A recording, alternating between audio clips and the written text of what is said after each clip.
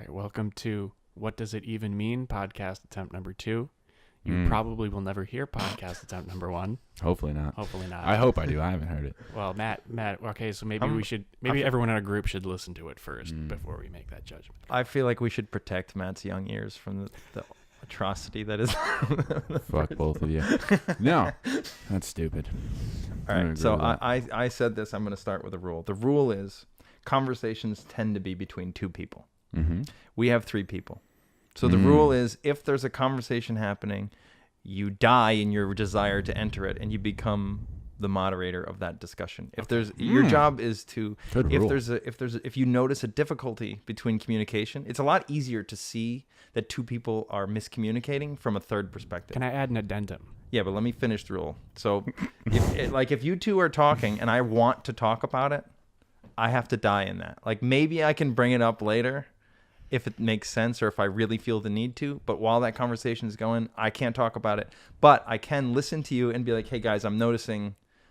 Can I ask you this question? Because I think you guys are saying the same thing, or I think you're having a hurdle. Well, you know I'm what I mean? not too excited about dying in the middle of a conversation. But here's my thing. I'll say, for the most part, I think I can pass away. But if I am dying and I need to contribute, I'll say, how about if you're the third person and you really want to jump in, just raise your hand. Okay. And if both people agree, you can give a nod or something, right? Or right. but Something like but good. the people with the conversation have the precedent to decide that. Another thing is silence feels awkward when you're having the conversation, but a little bit of silence Oh yeah. between talking goes a long way. Natural. So waiting to talk until someone's done talking. I was- It's very hard to do. I was taught in a presentation class that silence is a tool also. Damn straight. So Yeah. there's times you might want to abuse that. Yes. I agree. Um, Agreed to that rule. I like that rule. All right. Does anybody have any? I just want to talk about the last time Matt and I went out. Okay. Yes, please. It was a lot of fun. Okay. It was kind That of was a good time. Was this the same night that I told you I wasn't going to go out? Yes, it was just a little bit. You A little missed bit. out, man. A little bit. Shit, it got wild. It got real weird. A little bit of background. Yeah. Go ahead, Vince. I'm not. This is a great story. I'm not usually the sort of person that wants to go out and drink, but I don't. It was I guess I could go for a beer or something, and I knew Matt was nearby. Or Matt texted us first, actually, asking if he wanted to go out. I was like, yeah, whatever. I want to go to Lark Street because I don't spend enough time over there. So we decided we were going to go to this bar on Lark Street, and we were not going to go to Savoy. We did not make plans to go there, but I got to Lark Street a little early, and I walked past Savoy, and they have this big window in the front, and 2 of my friends were sitting there eating. And I just walked in and said, I'm going to say hi to him. And this, literally, so before I got there, the 3 of us were texting each other. Matt and I said, we're going to go out. Jim said, I'm staying in tonight. I'm going on this bone broth diet. And I'm date just with some going bone to broth. eat that and drink water. And that's going to be my life for the next 3 days. I said, okay, I respect that. That's fine. Matt and I will just go get Salty a drink. water. So I walked past Savoy Tap Room and saw some friends and decided to walk in. And the second I literally grabbed the handle to open the door, Jim is there with this woman. I guess they went on a date.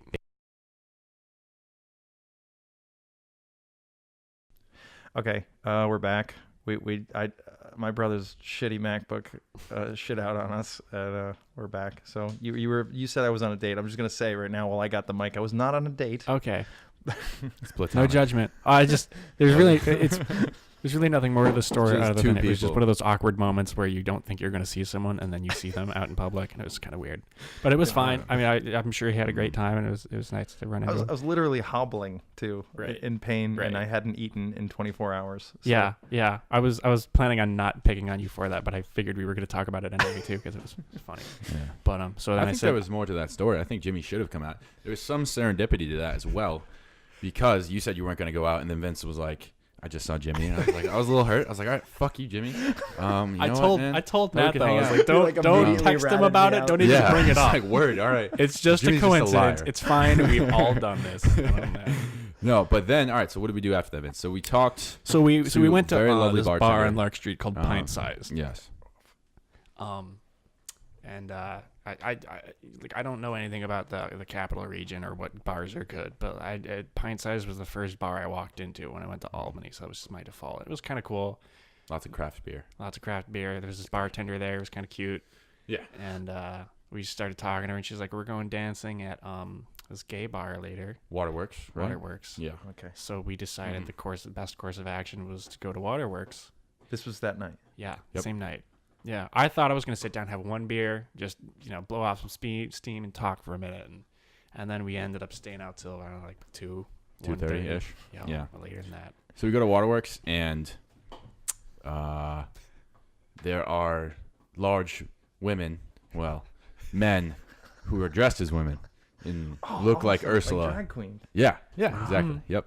And so they're there, and then it also happened to be, by our lucky chance, hot dog eating night, hot dog eating contest night, and so Wait, drag queens eating hot there's dogs drag queens, in a company. and there's like, the drag queens were not eating the hot dogs; they were being very delicate and off to the side. Me and Vince went and talked to some of them. Mm-hmm. It was really interesting because they're from like rural bumfuck New York. Yeah.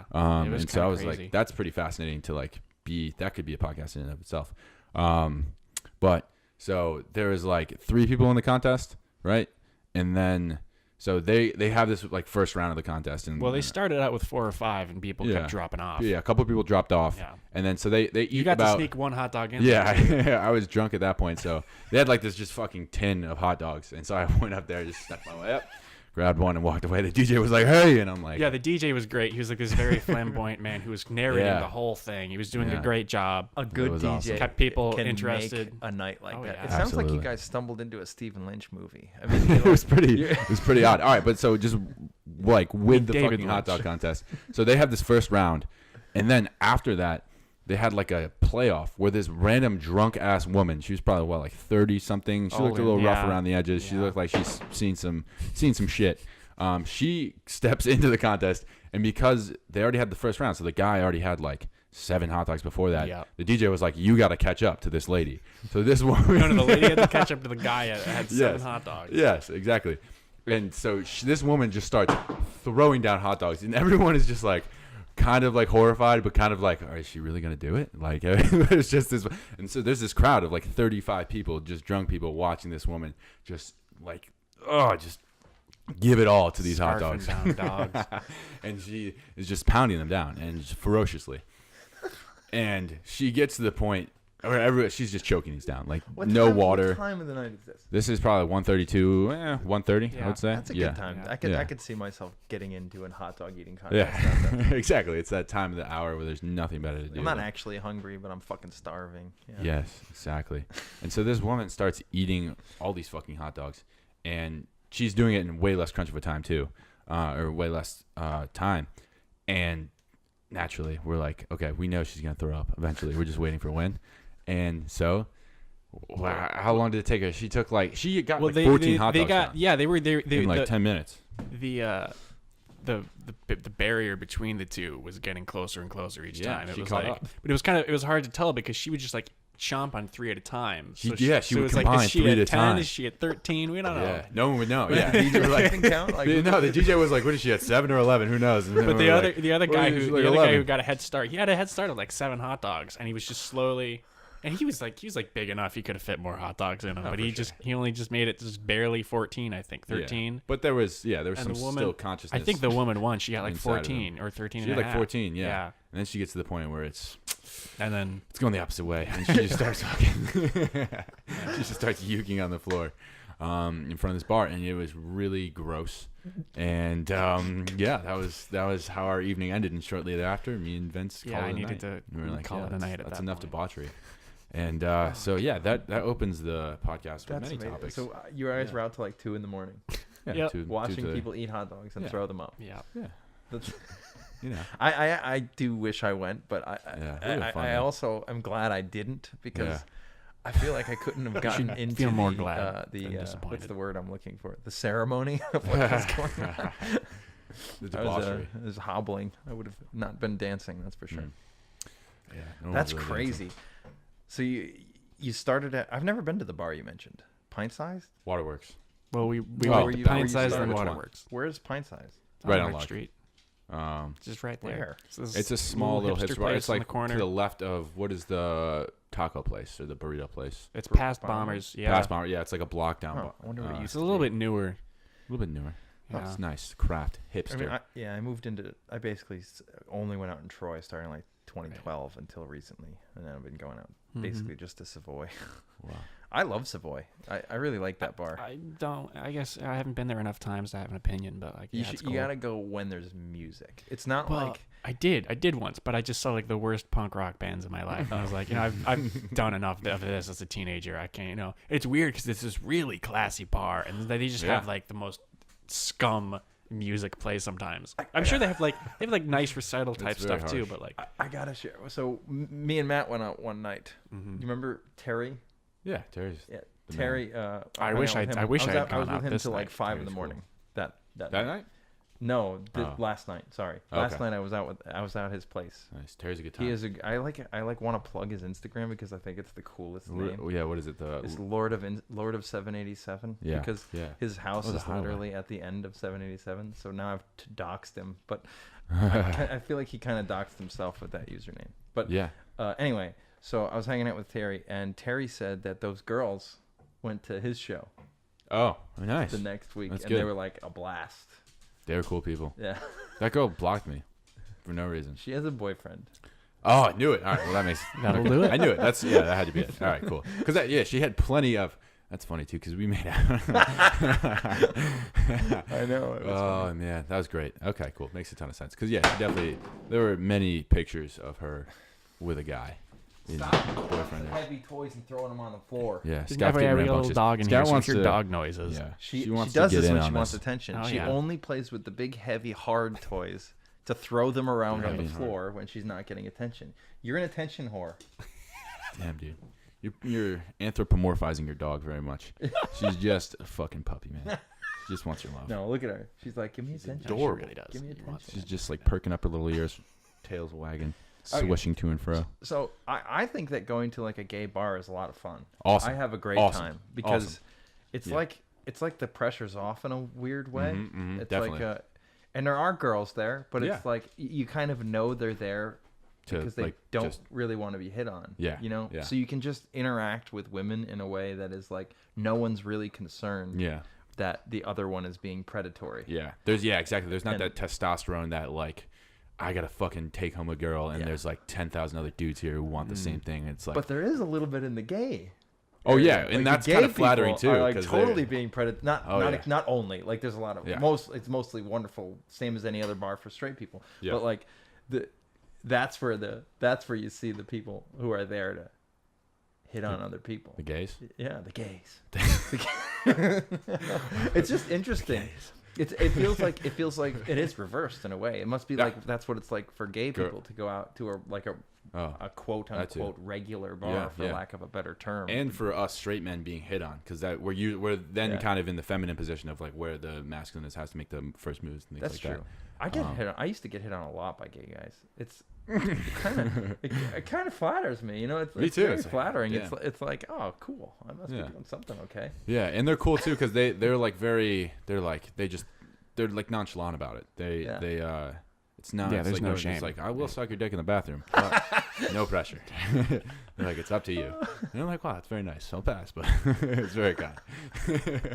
I like that. It's refreshing. It makes me because sometimes I build up too much like pressure on myself when Right. I'm like trying to hit on girls. Like I feel like I have to knock it out of the park or The be thing I this person. most wish I got to experience that night you guys went is talking to a drag queen. Like, yeah. there's not it's many really interesting, man. environments where it's like appropriate to go talk to a drag queen because Yeah. either they're like usually when you Performing. see somebody who's a drag queen, normally they're putting on a show, Exactly. you know, Yeah. and it's like you can't. It's like interrupting somebody else's show, you know, like. Yeah. Yeah. But to be able to talk to a person who's a drag queen yeah. in a bar and just like that's so interesting. It's to me. super I would interesting.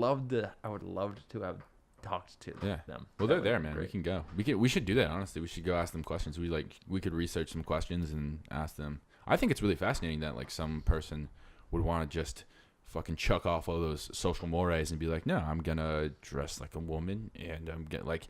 There are plenty of places in the country where you could get the shit beat out of you, or no, like I'm saying, like seriously, you could get the shit kicked out of you for being like that.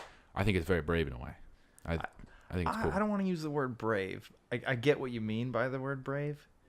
I guess maybe in my ideal world it wouldn't be brave, so I don't want to use the word brave. But in this world, I think it is brave. I mean, depending on the person. It is. Yeah, it takes balls for sure. Or lack you know, thereof. Right. You know, I mean the metaphor. Or the desire to get rid of them. The metaphor kind of balls, but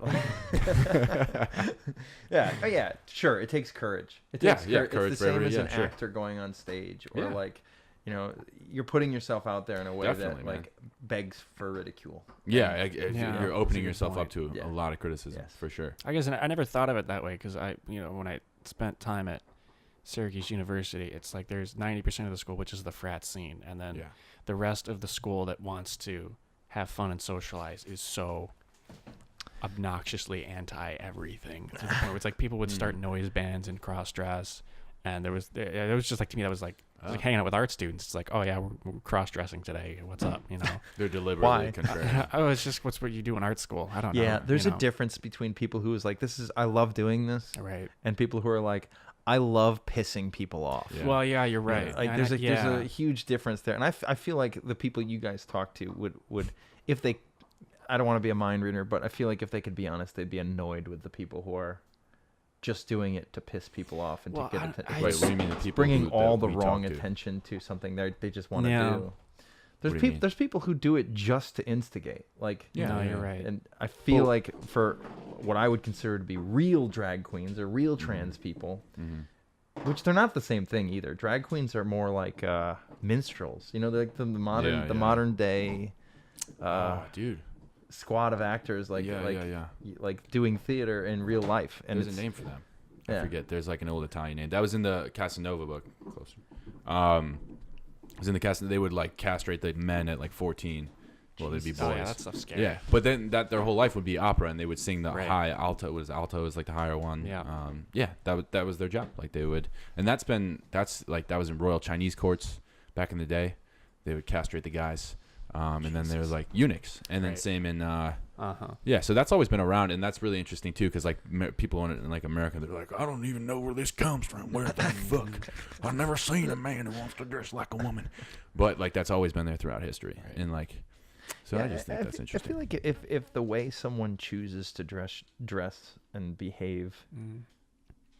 bothers you Mhm. to that point, I'm questioning whether you're really comfortable. To me, in, it in almost- your personality. It and almost the way you bothers dress. me more Mhm. that people do it in, drag situations or as a performance. I feel like bothers you I would that I they would buy it perform? more if it was just a part of their regular everyday life. I think maybe I'm being a little biased, but I think some of that too is coming. I mean obviously like I'm biased, but I had like a very conservative guitar teacher when I was a kid, and he was like, he was very strict, and he was like, anything that's a performance that's not about this craft isn't worth it. It's just people who want attention. So I always look at anything that's like extra or anything that looks for attention. I was always like, oh, this is bad. I don't like Why? this. It's gimmicky. Do you still carry that belief though? Like, no. I okay. mean, I think I'm trying to dismantle it, but it's still a part of my bias. I can see that. That's Yeah, I how can I see you. understand. You You come with that a lot. It's Right. tough to explain to like draw the line because it's almost like street Oh, it's performers. very blurry they're, line. I like, think it's a very blurry line. Street performers are looking for attention, but I would Well, yeah, consider that absolutely. art. You know, Yeah. like Yeah. a lot of it is art. Yeah. But if a person's just out on the street screaming about something they're pissed off about, Yeah. that's not really art, No. and you're just looking for attention. Yeah. And I have a hard time believing it's activism either because.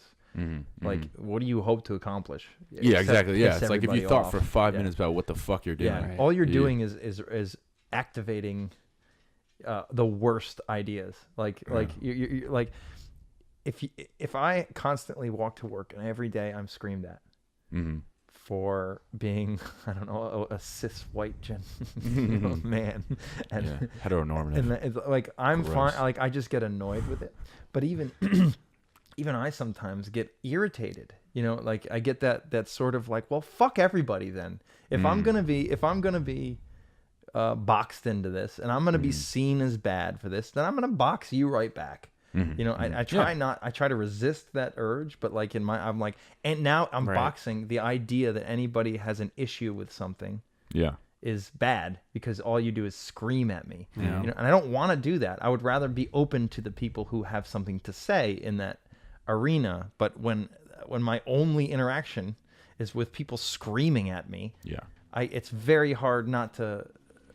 It's kind of like it sounds like the way that a lot of black people describe dealing with the police. It's like my only interactions with police have ever been the been bad. stereotypical, Right. and so it's really hard for me to see police as having a point. Well, right. You know, having every time you get into a conversation with someone who wants to, you try and enlighten you on like, your male white American privilege, which I think is easy to accept that we have, but the problem becomes it's like, Ooh, you know, maybe if we can talk about that later. just disclaimer. I mean, we're three white guys with a microphone. We should get I'm that out of the actually way first. black. It's like it's I you know, identify as cross-dresser. Asian today. I identify as a goat named Keith. I know I shouldn't open my mouth, but cherry cola from his well, it's like uterus. I Not I uterus, think the udders. There we go. I think I'm a pretty liberal or progressive person, but there's you know, there's a limit to like, it's, you know, I can try and want to see the viewpoint that someone has about, you know, all of society's power being concentrated amongst wealthy, you know, first world white men. Mm-hmm. But then I go like, okay, well, you know, I understand that, and you know, I could even feel bad about it. But then my next thought is like, well, now what? It's like, Yeah, okay, for sure. like I Yeah. can't do anything about it. Exactly. And I It's think- not going to fix it to overthrow people, you know, like Right. Well, there's specifically with like, you know, if feminists get into an argument with me about like how unfair, you know, typical gender roles have been, and it's easier for men to acquire money or get nicer jobs or be in situations of political power, and I go like, well, that's one side. That's one minutia of being a white guy. It's like 0.001% of white guys will do that. Yeah. And for the rest of us, we're just kind of scratching our heads, going like, I can't feel bad about that guy's success, you know. Yeah. And there's really very little power I exercise over people in my everyday life. Yeah. Yeah. You know. There's also the problem. That's why it's so hard to discuss anything with someone who cannot see that there are Mhm. fundamental differences between men and women. Right. Mhm. Like, it's very difficult to have a conversation with that because Well, part of the problem too is like, I think you can even if you see there's fundamental differences between men and women, but you idealize a world where there aren't. I think I'm one of those people, but it bothers me too, because it's, you know, how to what extent do you try to make up for the differences, and does that ruin the fact that that you want equality? You know, Yeah, I don't really have an answer for that. I completely understand. It would be nice if we lived. I actually don't know if it would be nice, but I think it would be nice to live in a world where men and women were exactly the same. But What? Why? but What do you? How so? not exactly the same, but that there was no differences that made it so that there were certain problems. So like to for example, just the problem of childbirth. Just the problem of childbirth changes a lot. Mm-hmm. And there's no way out of it. You know, Mm-hmm. there's really not, because even if you have the perfect society that structures it so that somehow women can give birth and not miss work and not, you know, you still have biological reactions to it. You know, your body is preparing for that, whether you want to have kids or not. Mm-hmm. And if you do have kids, your body reacts to it in a way that changes things for you in a way that men don't experience. So it's not ever going to be equal. I think it's actually better that it's not going to be equal. Equal's a hard word. Yeah, equals. I don't think it equals a equals good out. term, because that makes. I mean, it's like, do you want to like literally be the same physiologically equal, or Right. like do you want the same opportunity? Because I think equality of opportunity is what everybody wants, because it's like, okay, we're men and women, and like inherently we are different, and then there's also personality differences. It's not just men and women, so there's another layer to that. What about But- this? Well, sorry. one second. So, and then you get from there, it's like, okay, this woman could have a career. If she never wants to have kids, then fine, great, go ahead. Your body, yeah, like you said, your body's still biologically going to react. Maybe you do want those later, but who knows? But say for this example, this woman just wants to have kids, or doesn't want to have kids, just wants a career. She can do that. There are plenty of women who like go their entire life without it. But is it still equal opportunity if that's going to have a much larger effect on her than it would a man? Yeah, because I think other people are gonna like. It's not just like men are like naturally perfect to like go like into a career and just be like, it's not like they don't have their own struggles and their own issues, No, different I struggles, would and argue different issues. it's for men, it's the opposite. For How so? guys who really want to have kids Mm-hmm. and struggle with that, Sure. if a guy really wants to have kids, it's a harder thing than if a woman really wants to have kids. Why? Because if a woman wants to have sex, she just has to go outside. Like, it's It's not that hard to have sex for a guy either. I mean, you can definitely find. I mean, it's not hard to have sex. It's hard to have sex with someone who wants I think there's a difference between to be incapacitated for 9 months. You know, like Yeah. who wants to have a serious effect on their life. Like if you want to have kids as a guy, you're asking another person to have a long period of difficulty in their life. but so are you. You're signing up for that as well. It's not the It's same. not the same. Yeah, it's not the same, but it's still difficult. But that's what I mean. So for women, I mean, if women, you're ideally going to live with them, right? You're going to live with them. You're going to like take turns changing the baby, waking up at 3 a.m, Sure. fucking going to the park, doing all that shit. You're probably going to do other shit too. You're going to be stressed out. You're going to go to work. You're like, oh fuck, I gotta like, my boss is being a dick this week. I don't want to get fired because I have a kid to look after. Yeah. It's not. I don't think it's like. That's why I think it's weird. It's like the fucking suffering Olympics, or it's like we're trying to figure out like, oh, who suffers more? Who's it more difficult for? Yeah, it's like that's equally difficult. Like we're They're fucking human different beings. forms of suffering. That's kind of what I'm they're saying. different. They're Yeah, different exactly. forms It's of different. suffering. That's what I meant. It's just like right. if women, two twins, Mhm. you know, fraternal twins, boy, girl, Mm-hmm. they both say, I don't want to have kids. Mm-hmm. They both turn 40 and change their mind. Mm-hmm. Whose life is harder? I don't know. I mean, it's just based on that. If you don't add anything else, Mm-hmm. that gonna say the woman? situation is harder for the woman. Not necessarily. I mean, How is she going to find somebody to have a kid with and get married? Well, if she wants Oh, to get that's married true. and Okay. have a kid, okay. I see like what you're the saying. Yeah. situation's a lot. Well, Like guys the guy have could a lot easily of time. could remedy it more. Yeah. Yeah, we Okay, can. I We get have it. I get time what to you're saying. decide we don't want to have kids and then change our mind. Yeah, I don't know if that's harder. I think it's just different. I don't know if that's like, because how can you get, like, it's pretty subjective, like how that's going to affect you in life. Like it's pretty case by case, you know. So like I don't know the like psychological literature or the anthropological literature to like talk about this just with. imagine if your dick was gonna fall off at a certain point. You know, like Could. something you love. You love to have that's sex, gonorrhea, right? Everybody loves to have I sex. enjoy right? sex for sure. So I would argue whether women want to have kids or not, some part of them would love to have kids. Yeah, same Like, here. it's same with every living thing. Like every living, Mhm. you can. I'm not demonizing not having kids or saying No, that you're missing yeah. out on the fundamental part of life. It's Mhm. fine, Mhm. but it's a sacrifice. To choose not to have kids is a biological sacrifice. yeah, I think you're fucked either way. Like either way, sure, it's a sacrifice. sure. Yeah. Yeah, but that biological sacrifice is something that women are forced to deal with faster. Mm-hmm. I just think it makes it more difficult. There's something about that that's a little more difficult for women than it is for men. We can. What do you think about that, Vince? I don't. Well, see, I don't like, agree. I think don't know. that the differences that exist between men and women are less biological and more based on conditioning, or Mhm. just the way our brains were designed to think about things in slightly more nuanced ways.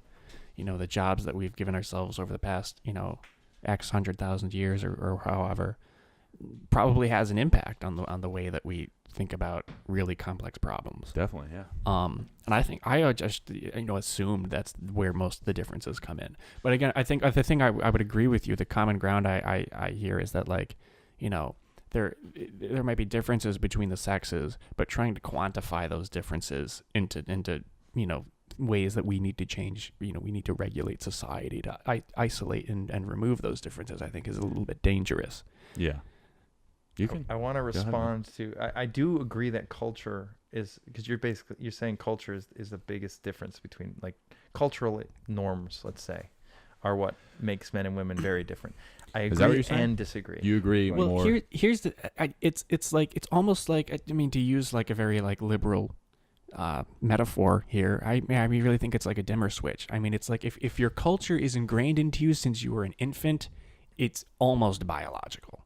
It's virtually biological. I mean, if you grow up and see woman pushing the vacuum cleaner or cleaning or talking with a different dialect, all of those things will influence how much you relate to certain genders as you grow up, how I you agree view it's a your dimmer. body and your ego for the rest of your life. I agree it's a dimmer, and I think that's Wait, a perfect analogy. And Can the you guys reason I like explain it, that? Wait, Dimmer. let me. The reason I like that is because I think it's at its core biological, but culture magnifies. Okay. Okay. Yeah. So like we have like at the core, the thing that makes us different. This is science. right. We as men have billions of tiny sex Right. cells. And But dick. here's Trillions. Women have relatively finite, large sex cells, and it makes there's different mating strategies for that. Different strategies to procreate. Well, here's where that argument falls apart for me. And obviously, it's true, but throughout the vast majority of human history, we didn't really know that. I mean, we understood that like men could reproduce longer later into life. Peacocks don't know But- either. but also- they still do it. Wait, let him go ahead. Sorry. Elucidate your. Well, no, you're right. I mean, I think that brings up an interesting point that I don't know if I know how to argue with, because humans are sentient and animals are arguably less so. And I never really think about it like that, but definitely like I think we have to, if we're going to talk about, gender differences in humans, I think one of the reasons that makes it more complicated is because humans are sentient. We can go, oh, is that Totally agree. is that right or wrong? That's why I think Mhm. culture is a You know, dimmer, like you said. right. I thought of it as a magnifier, but I like dimmer. So there's electricity going to this difference, Sure. right? If you turn the dimmer off, it's useless. Well, If you turn the dimmer all the way up, it's useless because you have a way too bright room. Mhm. It's a terrible. I'm Right. going too far with the analogy, but Mhm. like I see culture as the thing that takes the difference, and maybe in the past we Right. needed things to handle that difference. well, it's But we're at a point now where we have two problems. One, we have really long period of time where we got used to doing things a certain way that maybe made sense then. right. So we do need to alter it and maybe turn the dimmer down a little bit. But the core difference that caused it, whatever Right. that is still there. I see and what we you're can't saying. we Yeah. can't ignore Yeah. that. Yeah. Like to act as though like that's why I bring up the effect that women getting pregnant has on them because I Right. think that's a big reason Right. for why we Ev- have the cultural even if differences you we do. go, today humans are sentient, so we should be able to overlook, the biological differences. The biological differences are the reason that the sexual dimorphism happened before humans were sentient. Yes. Mhm. I see. Yeah. Yes. I don't think you can overlook it. I don't think you can choose to Right. avoid your biology. Right. No matter how much you Mhm. try to spread the peanut butter Right. over a flat piece of toast, it's gonna be like lumpy. So, and actually- there are gonna be different experiences. What do you think about this? What if throughout history, the reason history happens in cycles is because every cultural thing we do is an attempt to renormalize and make things as relatively equal as we can given the time Oh, frame. I've thought about this a lot. In So like studying example, history. like in the past, just if you're bleeding once a month, like what, that's you're not gonna work in an office, Right. especially. I'm not saying that like women are and anything, Right. but like at the time we didn't have medicine. Right. We knew that certain things got us sick, Yeah. and that was probably a thing that people were like, hey, you can't have that around all Right. the time. The blood. So like, and you could maybe see that women have there's a bond between women and children Mhm. that is different than Yeah. men. Not that men don't bond with the children, Right. but it's not the same. And so maybe the culture was like, well, this is what we know, so let's set up a system where the women can stay home, Right. and the women can take care of the home. Most and the men societies are now free to go help society be Right. richer and better and Provide whatever. for And, its and it own. had its problems. Right. Absolutely had Yeah. it. And it reaches the point of diminishing returns. Yeah. And when it reaches that point of diminishing returns, suddenly the disenfranchised numbers start to increase. Yeah. Well, diminishing returns is, I guess, a good way to apply some knowledge to that observation, right? That societies are really built in a way that just kind of makes it more economic. Economically, it makes more sense to have gender roles split up in Yeah. a certain way.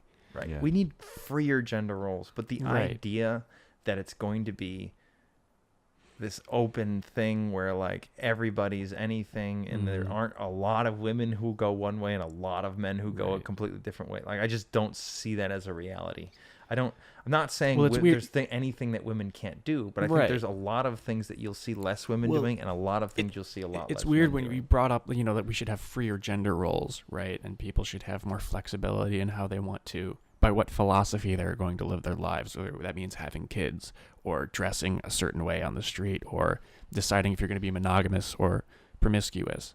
And right, it's easy to look at that and go and be agreeable and go like, okay, we shouldn't bully people or harass people or take freedoms away from people who might have a different life philosophy from you. The reason that gets hairy is because part of your and this might be, biological and as well as something you can kind of like rationalize, but part of the reason you feel offended when you meet people that have different beliefs about you, about monogamy or promiscuity or gender roles, is because it's threatening to your mating strategy, right? I mean, your mating strategy kind of depends on the idea that other people hold the same philosophies as you, right? That's I'm going to meet a woman who is attracted to a man with a salary job, or who wants to be in a long-term relationship, and then you go to a liberal college, and all of a sudden you have feminists yelling stuff at you like, monogamy is designed to enslave women, and it's designed.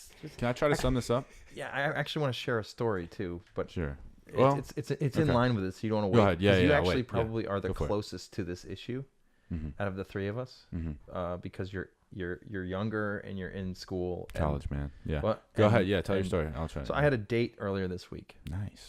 Yeah. It was and she told me like literally 10 minutes before that she was polyamorous, but I really do believe her when she said, "I'm really sorry. I usually start with this." That's good though. That's good because you don't want to find out about right. Like, so I was like, well, I was honest. I said, well, this isn't going to go anywhere, but I'm more than willing to go out and talk. I mean, I'm not doing anything. We were going to meet up, so let's go get some wine. It's fine. And we had a really good. We had very obviously very distinct differences between things, but we were able to talk about it, and it was nice for a couple of reasons. Because I don't know if I've told in the past where I've had bad experience with polyamorous people because. I am not polyamorous, and I admit that I have concerns about polyamory. Doesn't really matter because I'm not doing it, but I'm admitting that I have these concerns about it. So, but I would never want to stand in the way of anybody choosing to do that. It's fine. If it works for somebody, that's fine. There's probably things I do that people think are concerning. But, so in the past, when it has come up late, which is annoying. Like right before the date, or if it's like I didn't know I was being interviewed for this position in your relationship, polyamorous, and that's difficult. And then there's always very often I've had this insinuation that I have a bad psychology regarding sex. This woman saying that? No, but I have had that experience where I've been like, because I am monogamous and I personally have issues with like. Promiscuity and open relationships and that's me. I don't care what anybody else does. For me, it's not good for me. Yeah. It's not good for me to do it. Yeah. And I don't consider that to be a problem any more than I consider it a problem for somebody else to choose to do that. It's like I just don't do it. It's not for me. Sure, fair and enough. I've been kind of attacked for that from polyamorous people by saying that I'm sex negative. That's the term. Well, yeah. And I hate that term.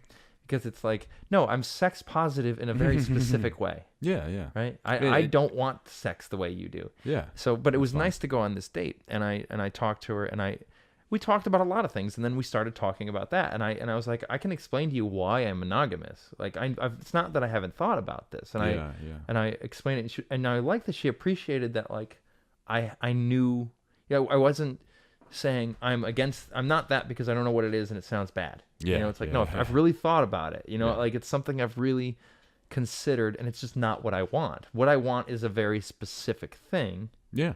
And good for you. So does she, in a way, in a way she wants a very specific thing, and they're both very difficult in very different ways. Yeah.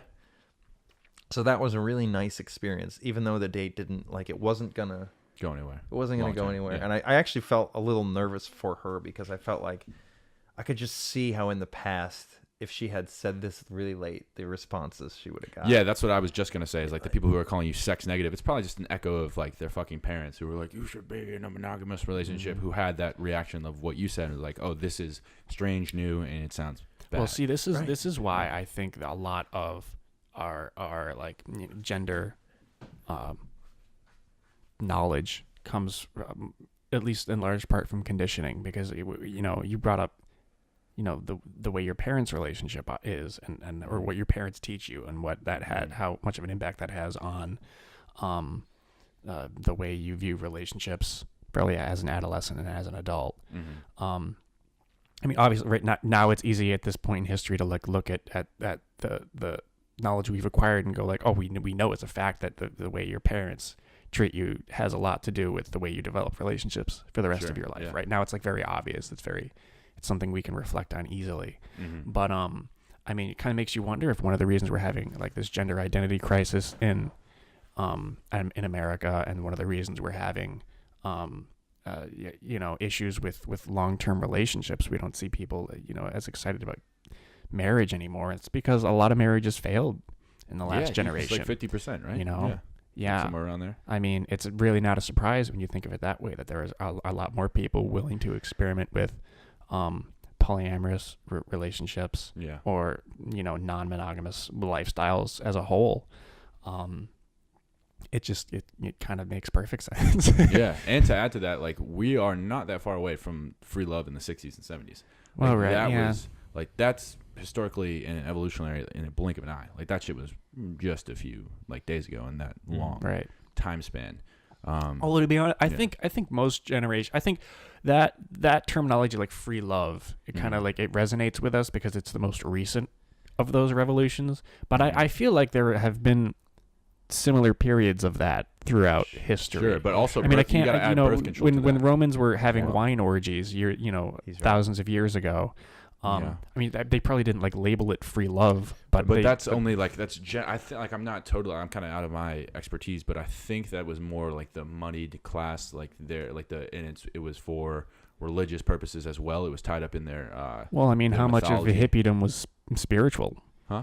I mean, a lot of hippiedom was also a spiritual movement, Sure, yeah, but I'm saying that was more widespread throughout society, whereas Roman time, like, people who are having those kind of orgies, I think back in the day, were most likely more moneyed and wealthy and could afford to put on a giant orgy at their palace. So you had mentioned birth control too, which is a huge factor, because before birth control, the risk for women in that situation is horrifying. You got to be pretty fucking sure about who you're having sex with. Yeah, unless you don't care. If you it's fine. I'll just keep having kids and not know anything about it. And that was a thing too, because there was a lot of poor people who had to have a bunch of kids to help around the house and provide and things like that. Wait, can I sum up, which I think will move forward this conversation? So it seems like to us, we all agree on that there are latent biological potential and maybe grooves and patterns that have been established throughout evolution for both sexes. And then the dimmer effect of culture will propagate in direction, depending on your culture, the degree of the dimmer switch. And thus, I think where we can move this forward is if we all agree, I think this is what we're all kind of saying, or all kind of like stepping around, is if it is your right to choose consciously where you want to fall in of the gender stereotypes in society, and that you shouldn't necessarily be forced to do that, but they are there, and that you can't ignore them, and that I would say a lot of people might just enjoy those normal fucking stereotypes because that is evolutionary, like, probably what you want to do naturally, but you don't and if you don't, then who fucking cares? Excuse me. Who fucking cares? Well, it's America. It makes you wonder, like, how many people that are gay or bisexual or cross-dressers or drag queens or whatever. It makes you wonder, like, how many of them are doing it out of a biological need to be rebellious. It's like that's interesting. It's almost like it's like some people, like, I know, dude, yeah, anarchists or when I was hanging out with musicians and punk dudes, it's like a lot of them just literally didn't like authority. And these were all straight guys, but you could tell that they had the beliefs that they had about capitalism, about money, and the reason they shoved 6 people into a 3-bedroom house to throw basement punk shows and just live that lifestyle until their 30s. The reason they were like that is because they just wanted to break as many rules as possible. Yeah. And it seems that, like, I can look at that and see other, like, white guys who live that way and go like, okay, this is just, you know, that's an expression of your personality. And almost, it's funny, like almost all of them grew up in like very like gated white suburban kind of communities, you know. Yeah. And then you know, it makes you, I mean, like, but everyone is susceptible to that kind of need to. And I mean, it's weird. Like, I don't know why some people I feel like very okay with like fitting in and other people don't. But there's always there's a section of society between 10 and 15% of people who will do whatever it takes to, you know, they feel like society has rules that are designed to work against them. Yeah. So they will do whatever it takes to find the niche and find the other people who think like them, who go like, oh, I'll feel accepted in this community of people who also don't like the rules. Yeah. Have you Go ahead. you ever heard of Heather Heying? She's Brett Weinstein's wife. She's also an evolutionary biologist, and she talks. It's nice she talks about biological differences between men and women quite a bit, because it sounds a little more, you know, it's from a woman's mouth. It's a little more. It doesn't sound like a guy telling you. You know, mansplaining. Yeah. and she does it really well. She's very eloquent. She's like very sweet. And one of the things she talked about is risk takers. So like you think about the need for a species to have a class of risk takers who most die. You know, most of them don't procreate. Like that gene goes away when it's not needed. But then, you know, every once in a while it's like, yeah, let's fucking try it again. Yeah. And then you get like Lewis and Clark, who just decide, I'm just going to go off into the wilderness where I'm probably going to die and somehow not die. Or fire. Like, who's the motherfucking jackass who's like, wow, that giant lightning bolt, which they probably wouldn't have thought of. Right. Like, so, the fucking anger of the gods has sparked this massive, warm, fucking destructive thing that's like wrecking the savannah. I'm going to go up to it and I'm going to try to hang out with it. I'm going to. That's a great. I don't want to romanticize it, but I think there's a distinct difference between those kind of risk takers who change. I argue when they succeed, they change society the most. Yeah, definitely. They have but they're not the people who become like leaders of large amounts of people. Not the same. Kind of more conservative. Yeah, because they're totally different. They're totally like, in order to be a risk taker, you're almost saying, I'm going to do what no one else is going to do. Yeah, no one's going to follow me. No, people are going to think I'm crazy. Yeah, and I am crazy. Like in the time I'm living, it's crazy for me to do this. I'm going to do it anyway. Yeah. And most of them don't succeed. Right. But when they do, it moves society forward. Totally moves society forward, because it's like inarguable evidence that like. Yeah, it's like, hey, look what I fucking did. You can do it too. Exactly. Go ahead. Yeah. I think this is like all. Sorry to speak over you. Okay. Personality traits, personality temperaments. I think that's a really good way to look at it, because there's 5 dimensions. It's openness, extroversion, neuroticism, which it's not like Freud neuroticism. It's like your capacity to feel negative emotion, and your proclivity to do it. Then it is conscientiousness, which means kind of levels of disgust, and kind of it's associated with industriousness, and then another fucking thing, but I forget. Organization. And then there's one last one. But so like for what we're talking about, these people, especially the people who are like anarchists or the highly independent, highly creative people, the entrepreneurs, these are people who are in high trait openness. So they're open to shucking the past traditions and the social mores. And they're like, okay, I am I'm very open to like, you're getting all these ideas all the time. You think about one thing and then 50 other possibilities spread out from that, like a web. And then you're like, okay, if I try this one. I need to respond to this when you're done. Okay. Yeah, sure. If I try this idea within the web, like maybe it's like a few links down, or maybe it's the next link, you know, like they're always delving and kind of experimenting. And there's a lot of those fucking things, a lot of those ideas that are like trapdoors that are going to like just drop out from under you and yield no results. And that's where the people who are more conservative, more conscientious, they're the people who are the managers. They're the people who are the conservatives. And it's really cool because like you can look at the shit, these psychological indicators, and like openness is highly associated with liberal political spectrum, and conscientiousness. If people are super high in that, then they're generally associated with conservative political takes. So it's really cool to see the dynamic, and you need both of those things, because if someone's always fucking running off and you're like, I'm gonna fucking go eat this berry, and he's probably gonna end up dead by the 10th bush of berries. The omnivore's dilemma. Yeah. I agree. The one thing, this is where I think it gets a little dicey, and I kind of end up arguing with myself when I talk about this. But so if we all agree that in order to move society forward, a lot of times you need a risk taker to do something no one has ever done alone. We'd all die like otherwise, when people think it's crazy. Eventually. Okay, so it seems as though that's a more male trait. But so I wonder, is that a proven. culturally male trait, or No, is I it a think it's- biologically? I think it's male? biological, and I think it's probably So cultural too. then maybe culture needs to correct in a way by encouraging women to do that for themselves. And I don't think that feminism is doing that well. I think if I could Well, come it's to my hard. core Claire. issue with feminism is that the implication in all feminist things is that women need this group. Okay, before we go down this, can I just get you to clarify on what they should do more? Like women should encourage, be Sure. encouraged More to be risk-taking more women risk-taking? as a group, but open the door to the idea that women don't, because they're women, need allies. You know, like, you know, the idea, like Okay. there Yeah, I are, see what there, you're I saying. think there's probably Thank some women out there. Amelia Earhart, perfect Yeah. example. Like, she is a great feminist to me. Yeah, Like, yeah. Okay, I see what you're because saying, she yeah. did something that everybody said was crazy. It didn't She hurt did it on her anybody, own. Yeah. and she did it.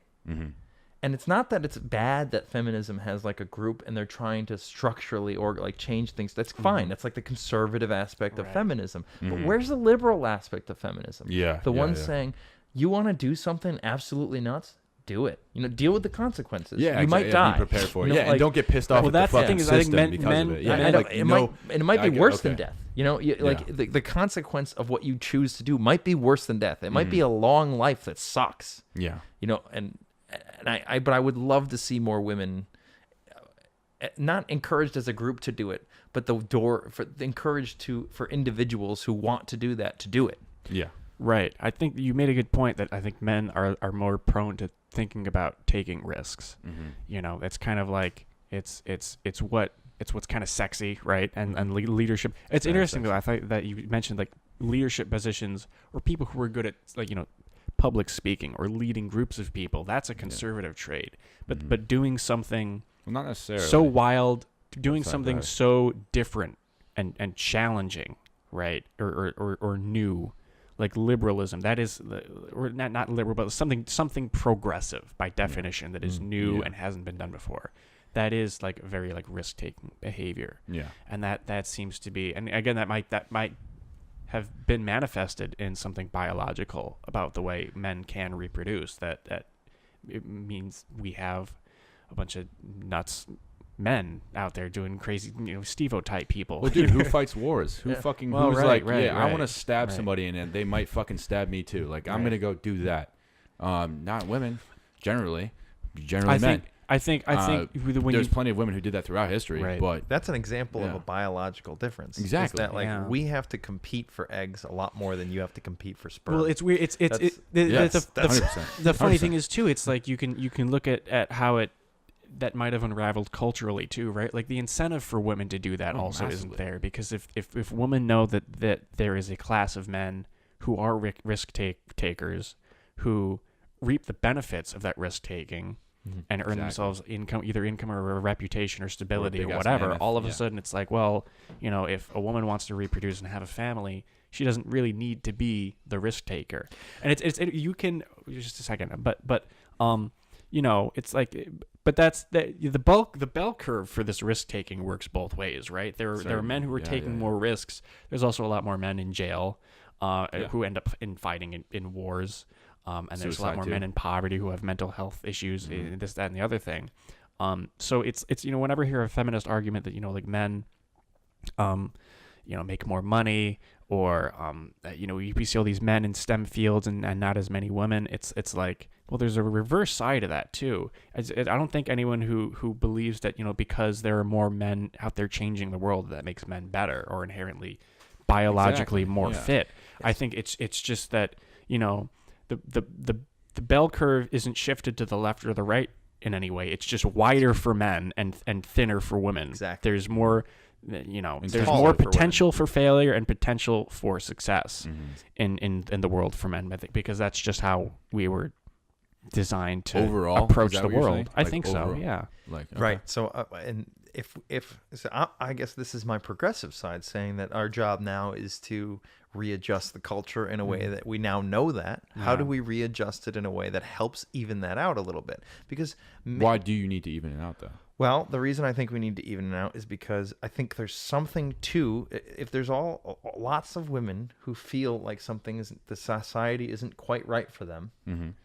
If they really feel that way, which I believe it, I have a hard time believing that it's coming from nowhere. Well, it might happen. I don't think it is. It might coming from happen nowhere. naturally. I think it's with- true, and it has been true. But at the same time, in our modern society, you can do pretty much whatever the fuck you want, and that's what. Well, I think that's what you were gonna say. That's about where I'm the going. critique, Is like yeah. it's like because, and you can see it in the way that you get in a frustrating argument with a feminist, like the feminist I'm talking. yeah. Like You I don't guys want argue to with a lot of group feminists? feminists I because don't. there's lots of different kinds of feminists, but you know the type of feminist I'm talking Right, about when right. I say this. Yeah. So like Blue hair. the idea that like if I say that if I bring up the fact that men also have terrible consequences, Yeah.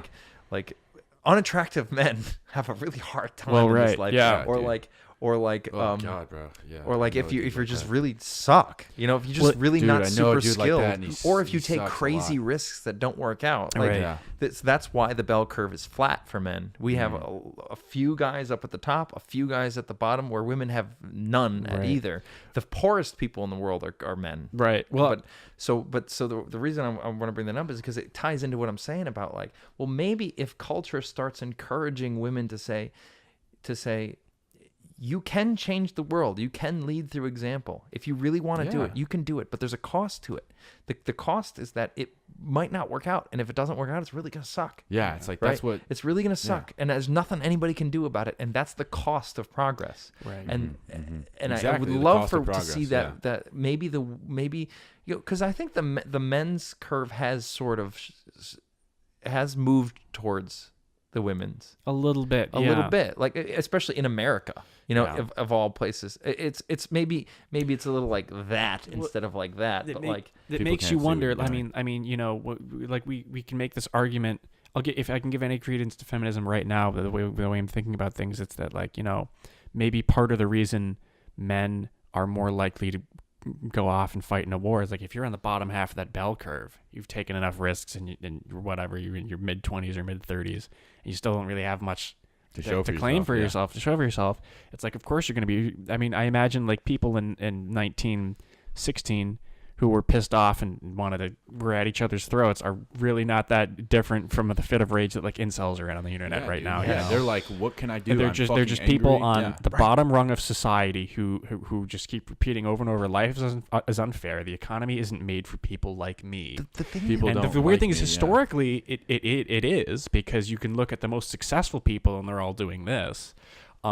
And then women who are kind of like in the middle, who we don't have that many examples of great successes, but who are much less likely to deal with the kinds of, really bad sides. of the coin. the extremes, the of the failures of taking risk. negative. The men on the bottom side of that, of course, see like women as like a really cozy, nicer way to live life, whereas women who wish they had more freedom or more power are also feel disenfranchised. this ties into what I was saying earlier, because like you said, if you're like reaching 30 and you got nothing to show for it, there's a lot of reason for a man to take another risk. But if you're a That's why I woman, went to grad school. but if you're a woman and you've been trying for your career and you're getting older, that's what I'm trying to say about the difficulty. So like you have the option of saying, well, I want to have kids. And if that option, like Yeah. men do too, but it's not the same, like we Yeah. can take another risk. We can take one more risk and wait another 5-10 years. Yeah. But for women, it's like, do I want to take that big risk? Yeah, because now it's Because really now crunch it's time. really Yeah. gonna suck for me if Yeah. it's gonna suck worse for me than for him. That's what I was trying to say earlier. I don't know if it's worse. Well, I just once again I just think it's different. I don't know if it's worse. I'm gonna or better. lose more potential. I'm gonna as lose a woman. biologically. Yeah. Okay. From I the, see what from the you're saying. genes Yeah. perspective, You're I'm going to losing a bunch lose more. more Sure. potential to continue existing. I just like to know that you're putting on a sock right now, Freezing. mid podcast. Just one sock, maybe two. I got two. Okay, nice. I think it's also interesting, a lot of this is biological, and I guess I'm just going to be the spokesperson for like, gender is all social conditioning. Maybe not all of it is, but I mean, I guess I just want to like point something kind of interesting out. Is that I think one of the reasons I feel like I'm very conservative, fiscally, and that I'm interested in studying things like accounting and history, but I'm also like liberal in an artistic or creative way, is that I'm an only child, and I'm the last person alive in my family with my last family name. I'm the last male. I'm the only. Gotta continue the bloodline. Yeah. Well, It's a lot of pressure. it's weird because I feel like You're a leaf. Yeah, I'd like to take more risks in my life. It's like we were talking. Matt and I were talking earlier about the music industry and how frustrating it is, but how make or break it is. Mm-hmm. You either could be broke for the rest of your life, or you make $3 or $4 million a year or something. Yeah. So, obviously, my dream would be to not have to work and have a bunch of money and be an artist. Yeah, that sounds great, of course. But I've always been like, those people are also a little obnoxious to me because I go like, oh, well, you have this great privilege. You're smart and you can go to school and you can do something really hard and earn a good living for yourself. But, the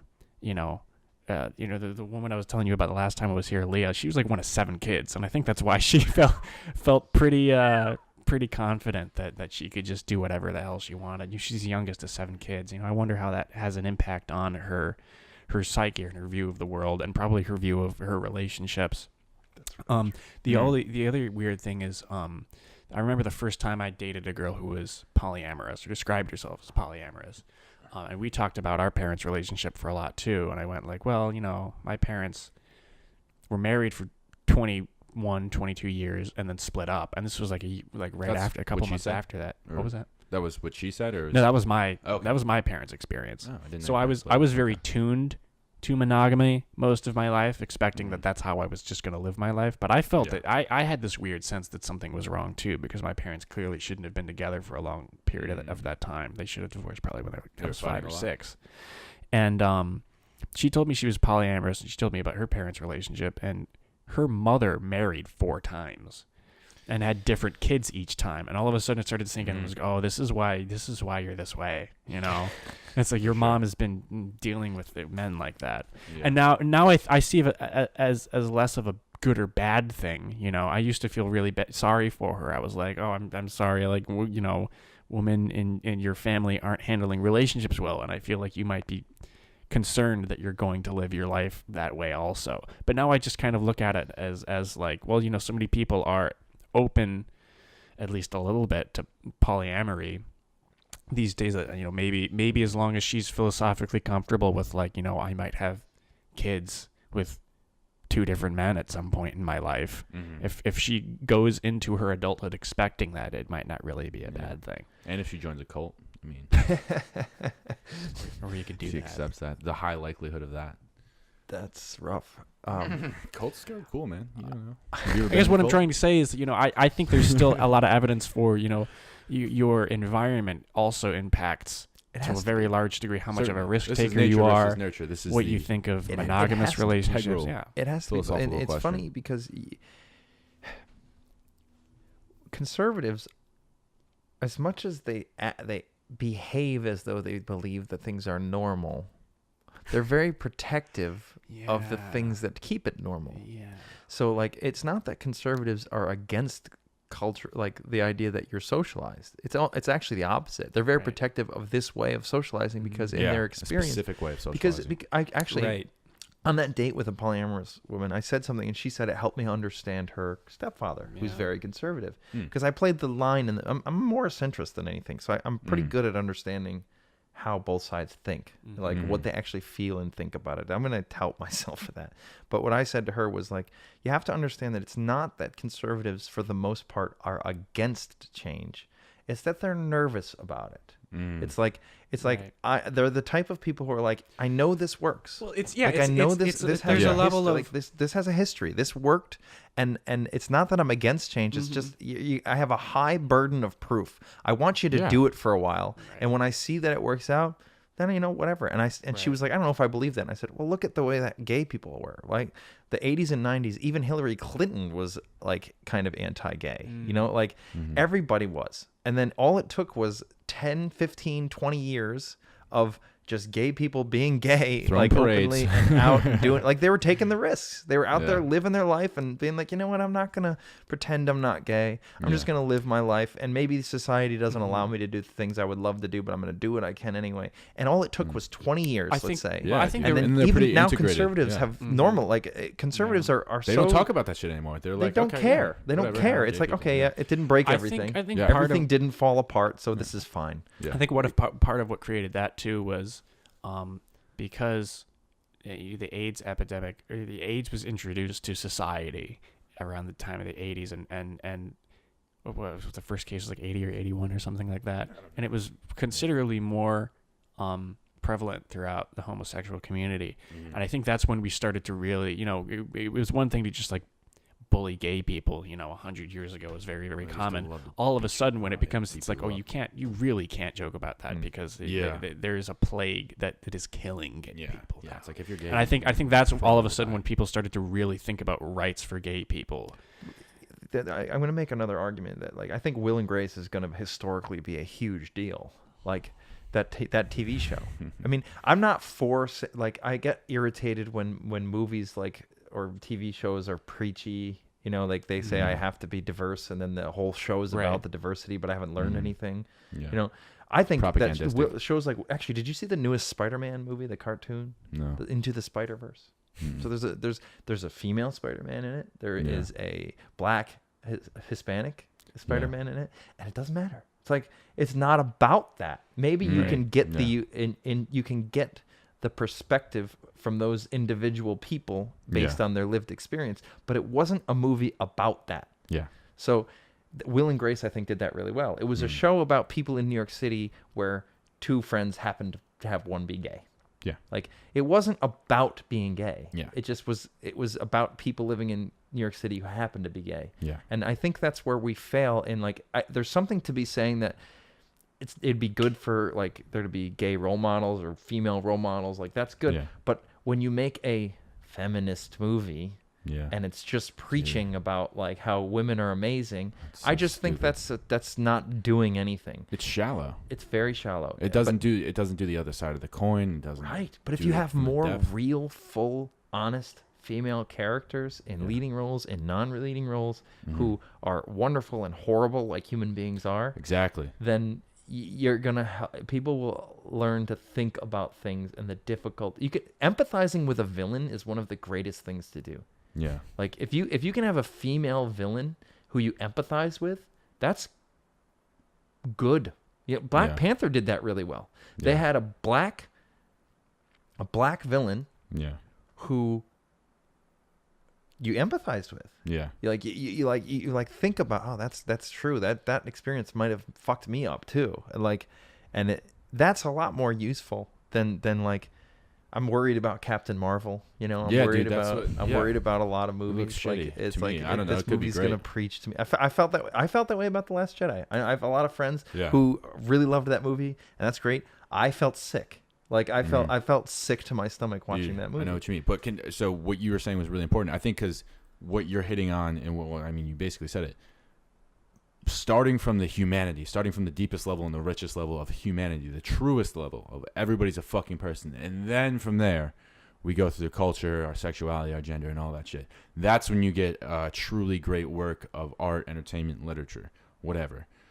When you start with the bedrock of humanity, and then build up. When you start from a caricature of a fucking idea on a shallow level of, like, either feminist, black, white, doesn't fucking matter. If you start from that shallow level, it's not going to be as deep and it's not going to be as effective because you're ignoring half of the humanity, half of the roots. So, That's why I'm concerned about Captain Marvel. I don't know if Yeah. you saw the trailers. Yeah, it seems just like it's like, oh, women can be superheroes That's- too, and it's like the Ghostbusters Why? thing. They There did that with are- Ghostbusters. Right. Ghostbusters. There are female heroes. Like, Exactly. There's already, like, do a movie about Amelia Earhart and how fucking badass she was. Right. Well, like, no, she's even in just Marvel, there's female heroes. Yeah, exactly. Why not do a Yeah. movie about one of them, like make them more complex, make us understand more about them? But instead, Exactly, I see yeah. this trailer of this girl constantly getting up because everybody's keeping her down, and I feel like Yeah. that movie's like Such a all trope. women would be superheroes if it weren't for the goddamn patriarchy. That's Exactly. what it feels like Yeah, it's for saying sure, to me, for and it's sure, like for no. Women are just as fucking awful as men, as a group, Yeah. as individuals in Yeah. every layer. We're all psycho. Like we all suck and we're all wonderful. We're just bowls of potential. Like Yeah. that's it. We're born with fuck ton of potential. We manifest negative. We manifest positive. We're not perfect. And society and culture and Right. different preferences are all part of the fucking giant soup that could be you. Right. And like people like incels or the guy or like men who genuinely hate women. You're like there are men like sucks, that. yeah. It does I've suck. never But met those think about what movies like that do to Oh those yeah, guys. dude! Like if it makes us They fucking know, annoyed, right. like yeah, to them that's like I want to go to fucking war. Well, from there, they know from there's not. I would argue most guys who are like that because something bad happened. I'm not excusing it, Right. but like, if a guy has experienced the reality of the destructive, horrible feminine Sure, yeah. and has not been able I think to we heal all have from been it, touched by that for right? sure. Yeah, Everybody has, Those just can like be all women have awful. experienced the The horribleness shittiness of men. a dude. Yeah, And but if a guy has experienced something terrible from women and hasn't been able to rise above it, and then you shove a movie in their face in superheroes in the one place that they that they was feel their domain, empowered, yeah. and you say women are Exactly. better, all women are great, and it's everything women And do you're that's holding bad them is back. men's fault. Yeah. Like that's gonna piss these guys off. To which no it's end, not yeah. excusing it. I'm just saying you're not helping. You're yeah. making this situation 1,000 times worse than it And it's ever weird. was. Yeah, because it's weird too. Because it's like those are the two fucking extremes of like the super feminist people who are making the movies and like the incel people. Like that on the fucking bell curve. Those are the two extremes of the bell curve that are both Yeah, like fucking going at each other. And most of the people in the middle are just like, yeah, this is It's very kinda interesting. gross. I think most people who probably had egos that were way above and beyond what they actually could have achieved, and then once they realized a certain point in their life, were like, oh, I could have been doing a lot better at this point. I think that's when either side is prone to going like, oh, women That's could do a true. lot more if the world was built to accommodate people like me, just as incels are in reality probably feel a lot of shame about the lack of success they have, both probably, in general financially exactly. and the same way. Yeah. It's the exact same. well, right, Dude, yeah. But that's the crazy part too, is because like you at and, that and, point, I and think, both ideologies probably tend to stem from bad experiences with the opposite sex, bad Definitely. experiences with the parent of the opposite sex, issues with abandonment or yeah. probably, and men probably in that case overprotection, but just general a feeling of failure from their parenting or Hopelessness, from yeah, their role loneliness, models whatever, or stuff yeah. like that. Right. Yeah. And I think that's that important part. Like that, I think we all go through that as human beings, though. Like everybody goes through that. Like I've had many of those moments where it's like, fuck, but you get to those points where like, it's like, oh shit, my life sucks and I really don't like it. But you get to those points and it's like a crossroads. Like either you can go down like, okay, I'm going to blame a bunch of random people who I've never met and generalize from my own experiences, or I'm going to go the left side of it, or not necessarily left or right, doesn't really matter, but I'm going to go the other way, the fork of the road, and be like, okay, what can I do about it right now? And what can I really like dig deep and I don't know, like I don't know. It's hard to say. It's hard to elucidate what made me choose that route of like being more of an individual and be myself. Like, and I don't know if that's like a blessing or biological or destiny or whatever, but like going that route and doubling down on yourself and improving yourself just seems to be way more healthy and way more effective in the long run than choosing a group war that you want to fight and losing yourself in like basically you're taking your ego and selling it out to a fucking group that gives you a quick answer, a quick and a designated way to be pissed off and angry. You just described the evolutionary like reason for story, like the reason why we tell stories. Yes, exactly. Yeah. Because And that's 100%. whatever Yeah, for sure. biological situation you're in, the story is universal, and that's why good stories Disney are good movies. to everybody. Good Disney movies like Mulan, good, fucking good, Nemo, and yes, fucking yes, those they're good were to the- everyone because yeah. they touch. There is something in us all. I believe this. I can't prove it.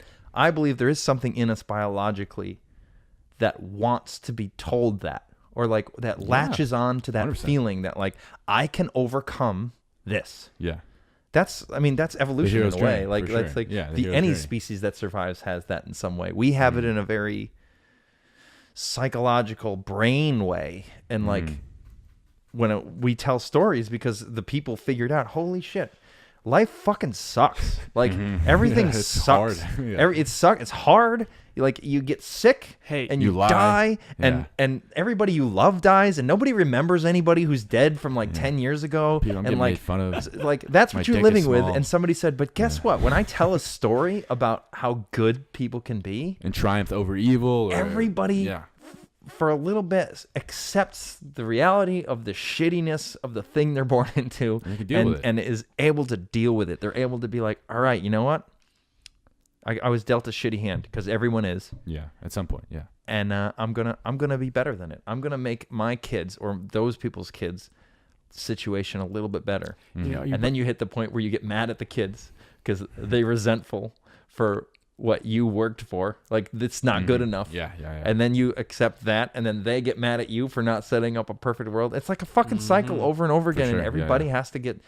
That's why we Yeah. need new stories. We need a new you story. had a really good. Yeah, I like that thing you brought up about stories, and how there's an evolutionary need for us Yes. to be able to tell stories. Yes. because it is the most pure form of communication.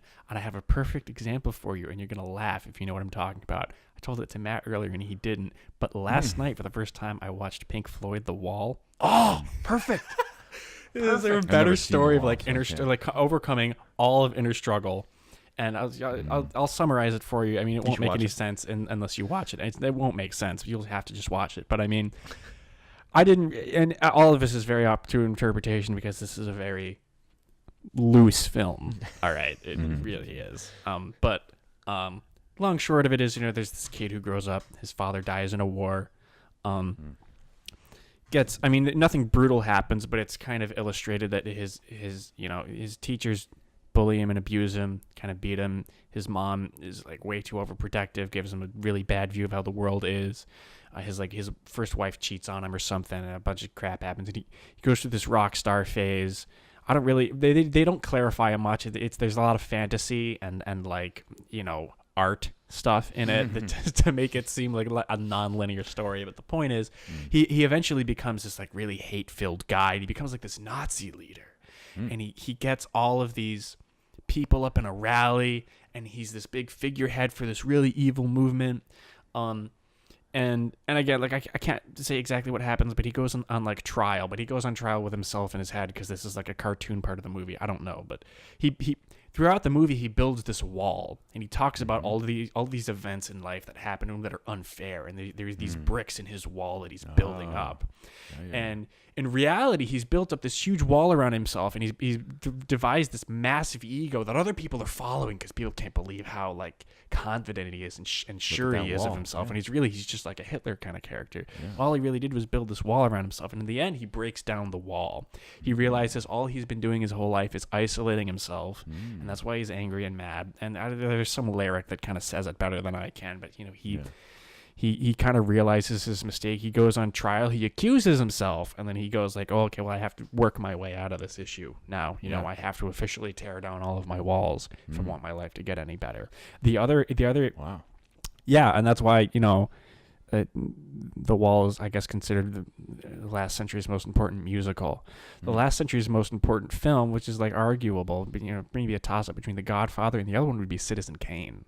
And I don't know if you guys have watched Citizen Kane at all, but this theme is almost identical. It's about this guy who has an issue with abandonment. His mom just sends him off because she can't take care of him anymore. And this entrepreneur guy like raises him his whole life and becomes this business mogul. He like owns this like newspaper. He buys this castle and worth millions and millions and millions of dollars, and just starts filling it with stuff and more stuff. And as he does this, his marriage gets worse and worse and worse and worse. I think he goes through like 2 wives or something. And at the end, he's just like begging his wife for attention, and she just gets up and walks out the door, and he just burns everything. Well, I don't know if he just smashes things to pieces, because he just built up this wall for himself. Rosebud. And then there's a long story. They throw his sled into the fire, and it says Rosebud. But this is big metaphorical thing. But the long story short is, right, it's about the idea about this guy who has an internal struggle, and he at some point in his life has to accept that or the moral of the story is that we have to accept that some of our demons or some of our problems we create for ourselves, right? And Probably or most of or them. undealt probably with, most of them. Yeah. A lot of them. Now, interesting. I mean, now, like, if I were to be told what the movie was about, what both of those pieces of culture were about by like a very progressive person who was a feminist, or maybe who was a minority, a lot of them would say, this is a white person problem. These are both pieces of white culture. And the problem is, I don't totally disagree with that, right? But obviously, but that's because so of obvious, opportunity. though. Like, But- obviously, it's like the person's fucking white. yeah, Like, no I know, shit, I know, Sherlock. I know, right? But I guess what you're saying is right. There you could put anyone in the place Exactly. of those stories, That's and the that point. would make That's the people a point. lot more Yeah, empathetic. that's why I argue that a lot of progressives are the most racist people. Dude, Because all they see is like, fucking race, and that's yeah. all. It's literally they're fucking racist. not only do they just see race, but I don't want to class. group again, but a lot of these people seem to think that if another race happened, if white people never happened, right? Mm-hmm. If there were no white people, or if we just weren't as successful as we were, if the Industrial Revolution happened somewhere else, Mm-hmm. then they wouldn't have those problems. It's dumb. It is dumb. And it doesn't It make is sense. dumb.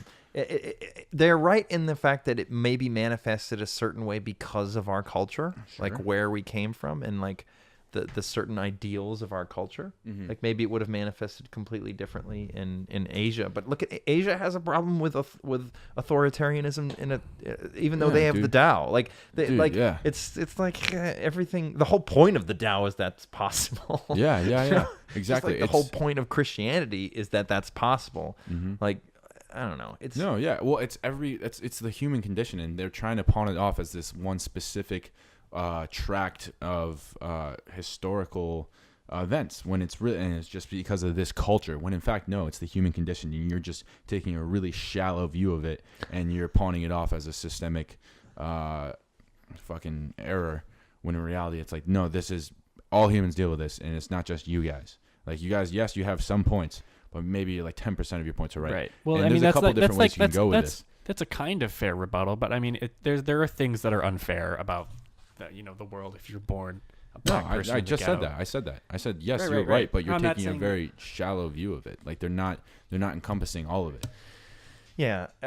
It's just it's my problem isn't so much that I think minorities are fair to say that the world is unfair, right? True. I'm okay Well, with duh, that. but like my yeah. my And problem maybe it's my more problem with unfair it, but the thing is that Maybe, I but don't what if they think went to I don't fucking think there's a Africa? Then they'd be solution part of the to majority. Well, I'm speaking about black people, but I don't. It's just Yeah. that I don't think there's a solution for them as an individual Yeah. other than deciding to change their personal philosophy and view of things. Because I don't But know we're I in don't a know what you uniquely can I don't know difficult- what you can do yeah, Yeah. that would all of a sudden We're in a uniquely difficult situation Right. now because of multiculturalism. I don't want to say that that's a bad thing, but it's a new thing. Let's Yeah. say it's a new thing, and every other time that a society had to deal with the fact that life was unfair, yeah. it was the whole society. It's not new though. That's the Well, thing. what- It's the not. reason I say it's new is new to because us, now I we guess. do have groups that we historically have disenfranchised. Sure, and yeah, it has absolutely. lasting effects. Yes, but it's not And now- like but the difference is we're no longer selling the idea that it's unfair for everybody. What we're saying is it's unfair for you, and the solution's also going to be unfair. Like Right. that's like Well- in the past it was like, well, it's unfair for everybody, and we need a new system together. But now it's like we don't need a new system. We just need the system to allow the unfairness to be unfair equally. It's okay, yeah, that's fine. It's right, but it's probably good. difficult psychologically. Like because in the past it was like you actually believed that the next thing was going to be perfect. In order to change things, you have to really. I think Well, that's we've naive. had to believe that like this is going to fix everything. I don't well, know. that's how a lot of those Reichs were sold. Reichs. What's The- a the- Reich? Well, yeah, the first vast majority of that's people, how let's say- revolutions were started. Where like I have the Oh, answer. I think Yeah, that the people who actually did it knew. The people who actually were in charge Yeah. of it knew it wasn't Okay, I going to see what fix you're saying. everything. But you're- But yeah. for people to jump on to something, using like populist. they have to believe Yeah. this is going to fix everything. Yeah. Life's going to be good you now. you use big It's- low resolution slogans to Right. ignite It's the very masses who hard to can't sell people think on the fact that you're complex. right. It's more fair for me Yeah. than it is for you, and the only way for it to be equal is for you to say life sucks. Like that life is gonna be difficult no matter what. Yeah. It's really hard to jump onto a movement where the core is life sucks and it's going to be unfair. I don't think you have to. Well, I don't know if you have to start with that, but I mean, like, Life's but- difficult at least. Life yeah, is sure, I guess. But like, all right. So there's a couple of different points I want to make. Like one, okay, so we're all white here. Yeah. So what if we decided to all move to fucking Nairobi? Like, okay, we're gonna be white people in a black culture, an African culture. Like that's gonna be difficult for us. Yeah. It's like the majority of the culture, that is a tension all over the fucking world. No matter where you fucking are, if you are a minority and of not that culture, you go into that culture, there's gonna be a fucking learning curve. And but not to say that obviously slavery, racism exist and have done horrible things, and we have a history of that, and that's our particular unique set of problems. However, the Irish also dealt with that when Irish people came over. Chinese dealt with that when they came over to America. And just the second point, when people say like the fucking patriarchy and white people are to blame for basically all the bad things ever in the world, may be true. It's first of all, it's not. I mean, it's mostly true. Everybody's capable. Everybody's a person. Everybody's capable of evil and bad things. Second of all, the people who helped end slavery, most of those people were white people. They were fucking Northern Republicans or other people in the South, you know, or fucking British people all over the world. Right. Well, the interesting thing yeah. is when you look at history, when you look at the ways in which, you know, power concentrated among the white men became problematic. It was also that we want to believe, at least it's easier for white people to see. Maybe black people or people in minorities don't see it. But when we look back at history, we also go, well, there was a self-correcting aspect to it, right? Certainly, yeah, absolutely. Because yeah. because it can't the world can't be this like ruling class of one kind of race or person. Yeah, we like know this it's cabal of it. unsustainable. Yeah, it makes no sense. It's not true. And It's like true to a white certain people degree. got into wars with other white people when we realized that Mhm. The concentration camps in Europe were what they were. And like as you said with the issue of slavery, it's like we kind of assume that over time things will become more equal. Mhm. I Yeah. think maybe It that's seems not like- maybe I that's mean, not a it's fair definitely- assumption. I think it's true. But that's easy for us to see because we see the things that we did that the white race that was wrong. We see the things we did were wrong, and then we can look back pretty retrospectively very easily and go, and then we realized it was wrong and we corrected the mistake. Yeah, and but- it wasn't perfect. It was bloody and But, strong. and hard. but again, that's easy Yeah, for us to look at because of how we were raised and because of our environment. Whereas if you grow up and you're a black person without a father, or who's all of your siblings are getting into crime, or if you have issues with the police, or if you have a criminal record yourself, all of a sudden it doesn't matter how self-correcting society seems that it's going to be, because right now it's just screwing you. Yeah, sure. Yeah, absolutely. to play devil's advocate. Couple things is the difference between the Irish and Black Americans is the Irish were not taken away. Most of them were not taken away from where they lived forcibly. Yes, they were. Dude, there's a potato famine. No one could fucking eat. But that's not taken. Dude, they were. but you're they- being... yeah, it's true. There's Yes, a difference you're not between being captured. like completely being severed But from that's- a culture that still exists. That's what they had to do, though. They were being completely severed. But it's different And if it's- humans do it. It's different. What do you mean? It's different if Humans did it. people come if people who look different from you come to your culture. It's not just people who look. There was plenty. Actually, so slavery existed in Africa prior to Europeans. I know. And, You're right. okay. I'm Yeah. just saying. I think it's different in that I think they're both equally fucking shitty. I don't think you can say one is worse than the other. I didn't. Dude. I just said it's different. I just said it's different. Yeah. Okay. And the You're other thing is, we love to talk about ending slavery as though it had anything to do with racism, but it didn't.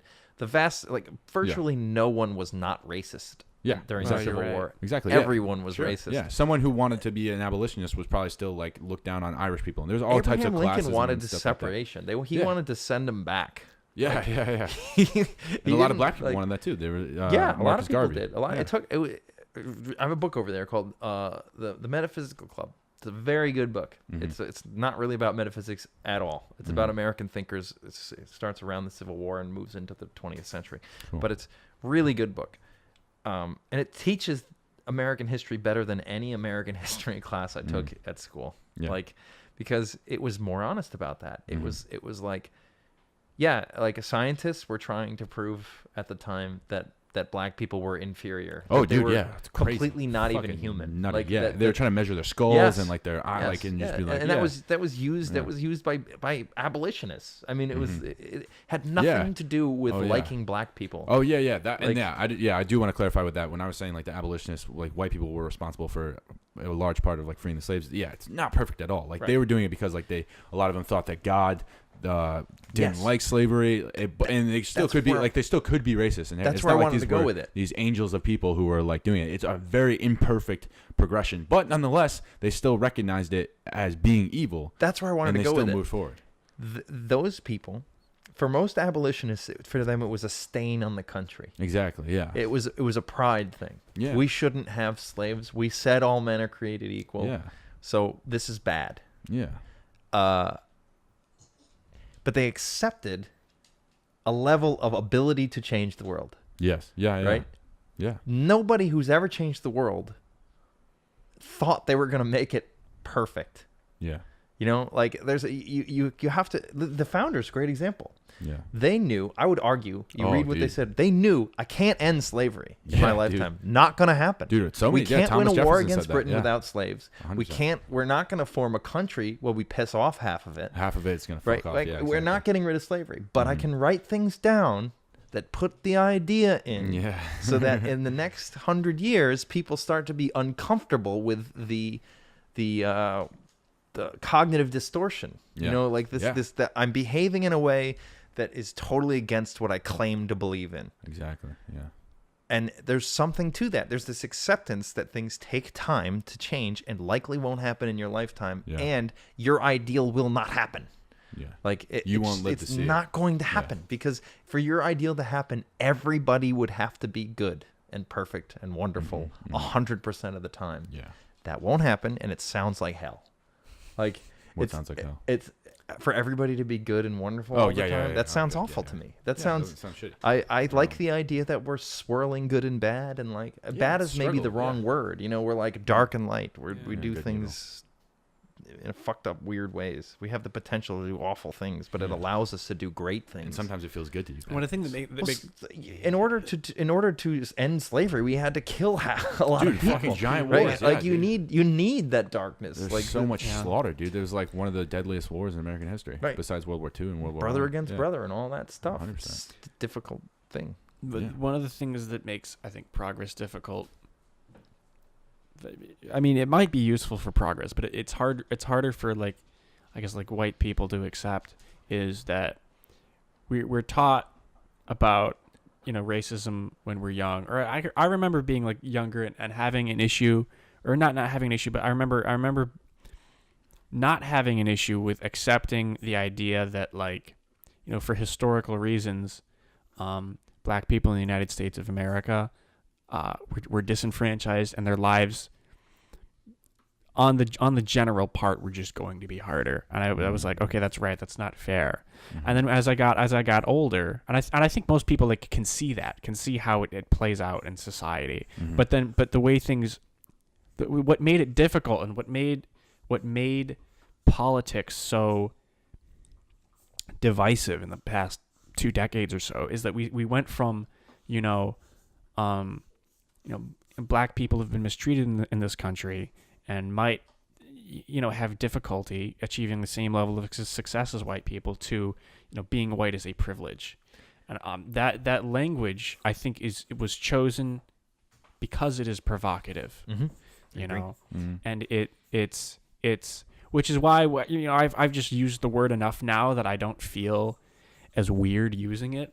But there was definitely and because I've used it in the opposite way sometimes, because I especially going to Syracuse University, I had these conversations with people who would say you're an extremely privileged person, Vince, and I would go like, yeah.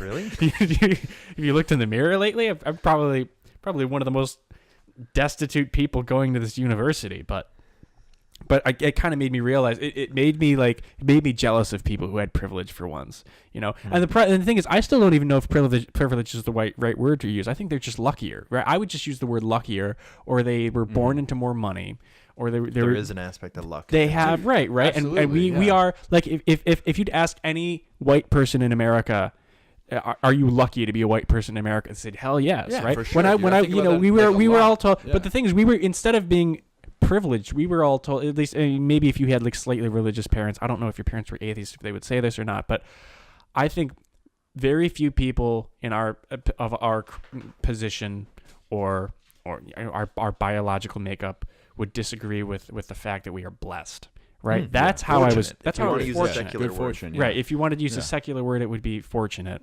But and we were all aware of that, right? Yeah. But for some reason, the word privilege has this weird. There's something else Because hanging it's over scot it. free. Well, that exactly. Because it scot-free. It latches doesn't- onto the Che Guevara in certain people. Like it makes a lot of people feel like part of a rebellion. You know, Yeah. like part of a like a violent rebellion. I don't There's think a- it takes the other side of the coin. Like, so I had this really rich friend in college, fucking very wealthy, and from a small town in New York. His dad was the only pediatrician, so he's making all the money. That kid fucks up all the time. Like, that's the thing, is like privilege doesn't account the other side, the negative side of all the wealth and having the good fortune, because that does not come alone in a box. It comes with all these other different problems. Sure, maybe like you can argue about where they're worse or better. There's still problems. Like, that kid fucks up all the time, in the sense of like he's let his friends drive his car and crash it, and it was an Audi. It was a nice car. And he's fucking like 19, and his friends are drunkenly crashing an Audi and damaging people, and he's in a lawsuit, and then his friends are suing him. But his parents fucking pay for all that. Yeah, And that's the so- downside of exactly. privilege. He doesn't learn the fucking lessons. And I don't like that word privilege, because it's fucking like it seems to me it comes with a connotation of like, oh, your life is easier. Like, Right. if your fucking In some friends, ways, it dude. is. So this is literally what happened to this kid. His fucking friends trash his fucking Audi. So there goes his fucking Audi. His quote unquote friends betray him. All fucking 5 of them sue him when they knowingly drove his car drunk, crashed it on their own, and then sued him for their own medical bills. Sued their fucking friend. That's betrayal in the fucking largest degree. Like that. Imagine if like one of us just like stabbed each other right now. You would be utterly shocked. And that kid had to fucking deal with that. Like, that's really hard. I'm not saying it's more difficult than anybody else. I'm just saying it's really fucking hard. And he keeps doing this. He is in a pattern of this and has done this for a while because his parents are that wealthy. They provide him such a cushion from the consequences of his action that he doesn't learn from it.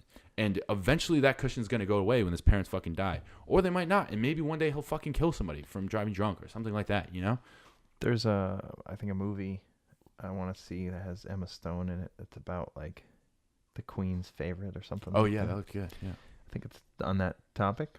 Oh, Because the okay. Queen is very I've seen clips of it, which makes Mhm. me want to see the whole movie. But it Mhm. seems like the Queen is very unhappy because she doesn't know who actually loves her. Exactly. Yeah. Like, she doesn't know who cares about her or who just wants to be close to it. yeah. It's also to use her for the her people power. who say the opposite are using the same justification that the paparazzi use to do awful things to celebrities. It's like what? Yeah, what are they? you know, like It's like grimy. you deserve it. And you're a public figure. You're Exactly, a celebrity, dude. That's like you're fucking hot privileged. girls on Instagram who get Yeah. mad creepy dudes commenting Right, on yeah, it. you It's don't like get- they're yeah. putting themselves out there in that way, and it's like it sucks. Like, in a perfect world, no one would do that, and everyone just appreciate you for your beauty.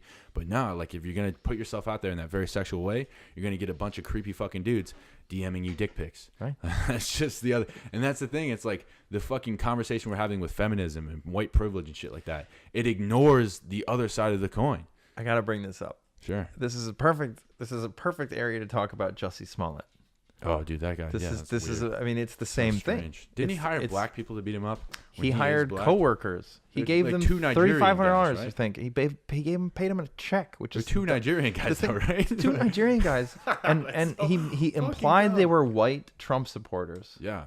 because he said this is MAGA country, which is like, I remember when I heard the story, I was like, something's wrong.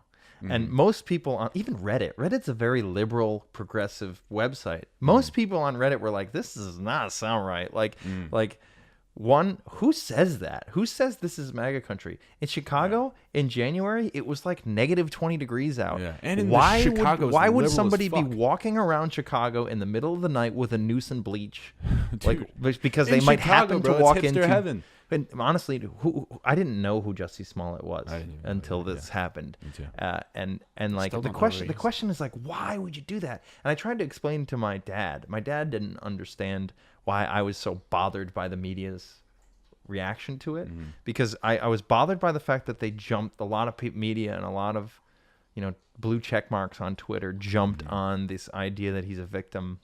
And he was like, why did that bother you so much? And I was like, because you're making being a victim a good thing. Yeah. And Joe Rogan talks you're about like, this you're a lot. making it like default to be believed. You're implying that all Trump supporters are awful, which You gotta isn't do true. that thing. Yeah. And you're implying that this is a serious risk all over the place, which I don't think it is. Not I mean, maybe I'm wrong, but I haven't seen much evidence of people with a noose being put around their neck, with a MAGA hat. right? Yeah. And with a mag hat, like it's like, Dude, that's it really yeah. bothered me and when it came out that it was untrue, I just felt defeated. I knew it was untrue. I didn't say it because I was like, I don't know, but like everything seems to be like this is not real. If this is real, then I'm wrong about everything, and like everything is really bad. Like if this is real, then things are really fucking bad.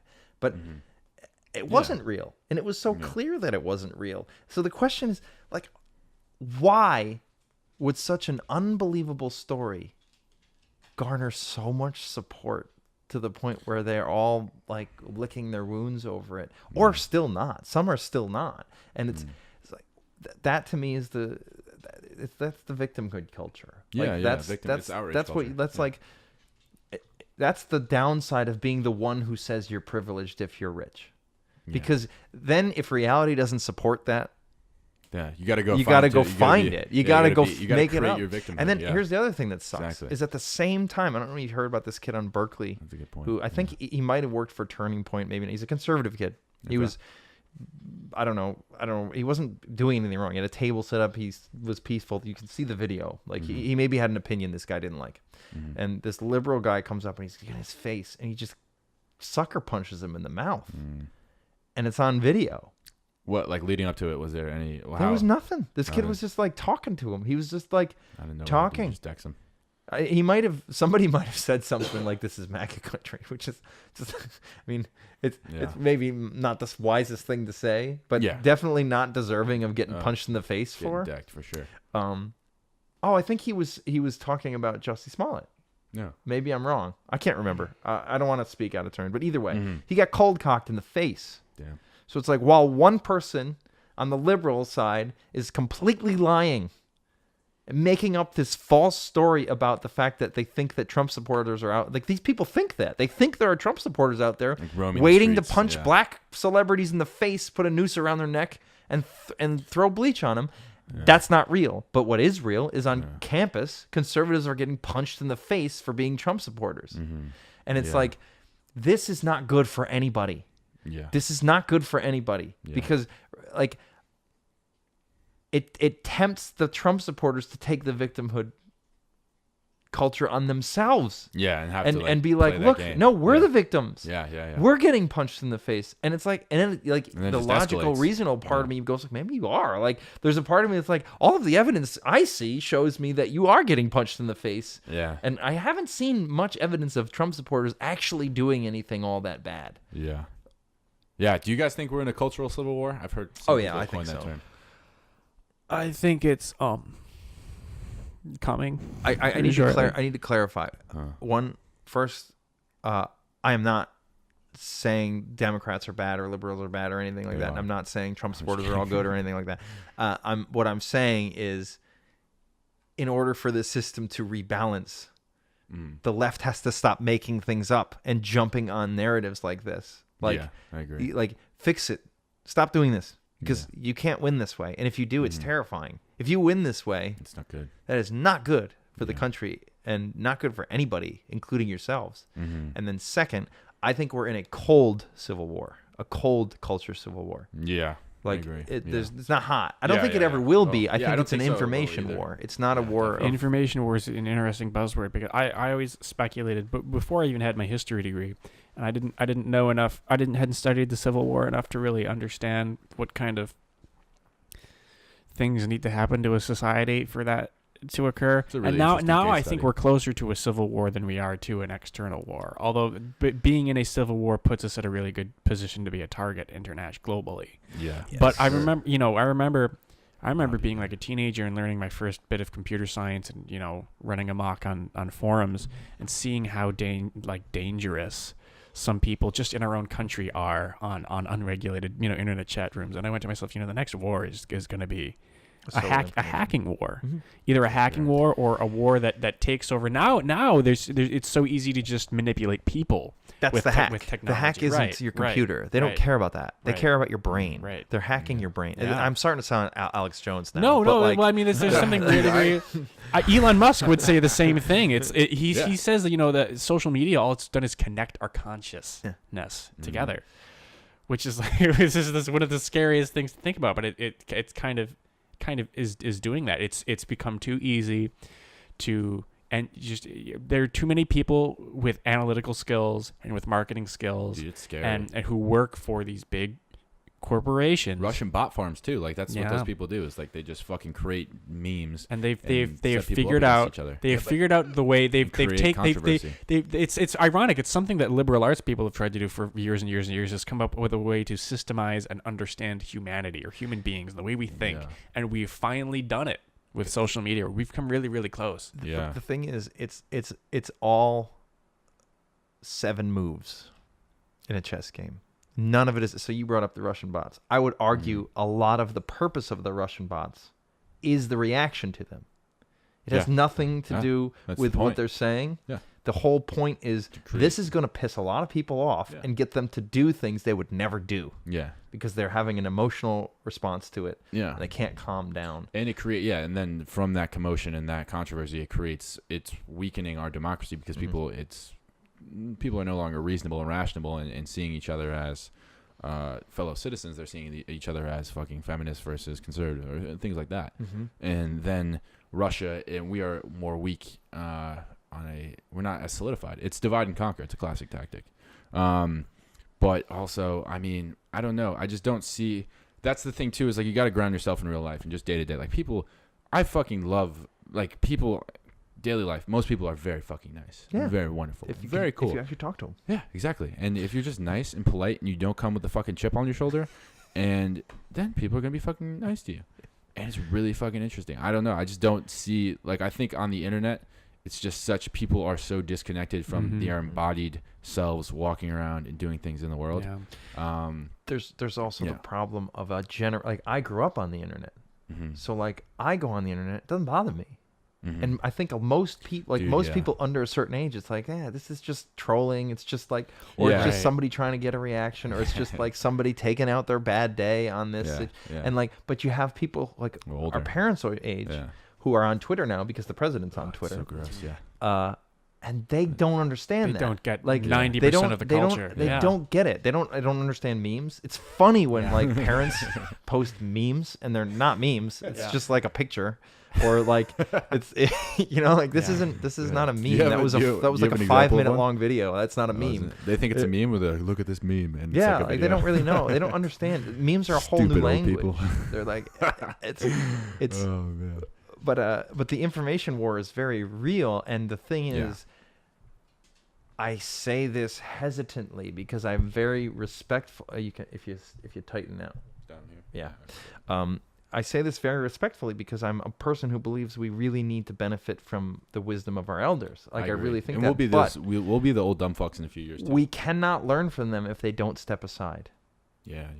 They need Kill 'em all. Put 'em in they're homes. not relevant in this. Yeah. And I don't mean that in in the same way in the 60s they were saying to their parents. Oh yeah. Yeah. You know, you don't sure. understand anymore. You Psychedelics, don't man. understand Yeah. birth control. Yeah, or psychedelics. You don't or understand rock and roll. sexual freedom. You Yeah. don't understand. Well, these people, they don't understand the information amount of information I had that an we were Uber driver able to tell me last night process. that, dude, he was like, well, I already learned what's right and wrong. And I'm like, well, dude, I mean, I get that. Who said but that? An Uber driver. He's like probably 55 years old. We were having kind of a really similar conversation. And he was like, I already learned what's right and wrong. Like the 70s was just way different time. I'm like, yes, well, dude, I get it. But like that's a natural progression of life, right? Like things are going to advance.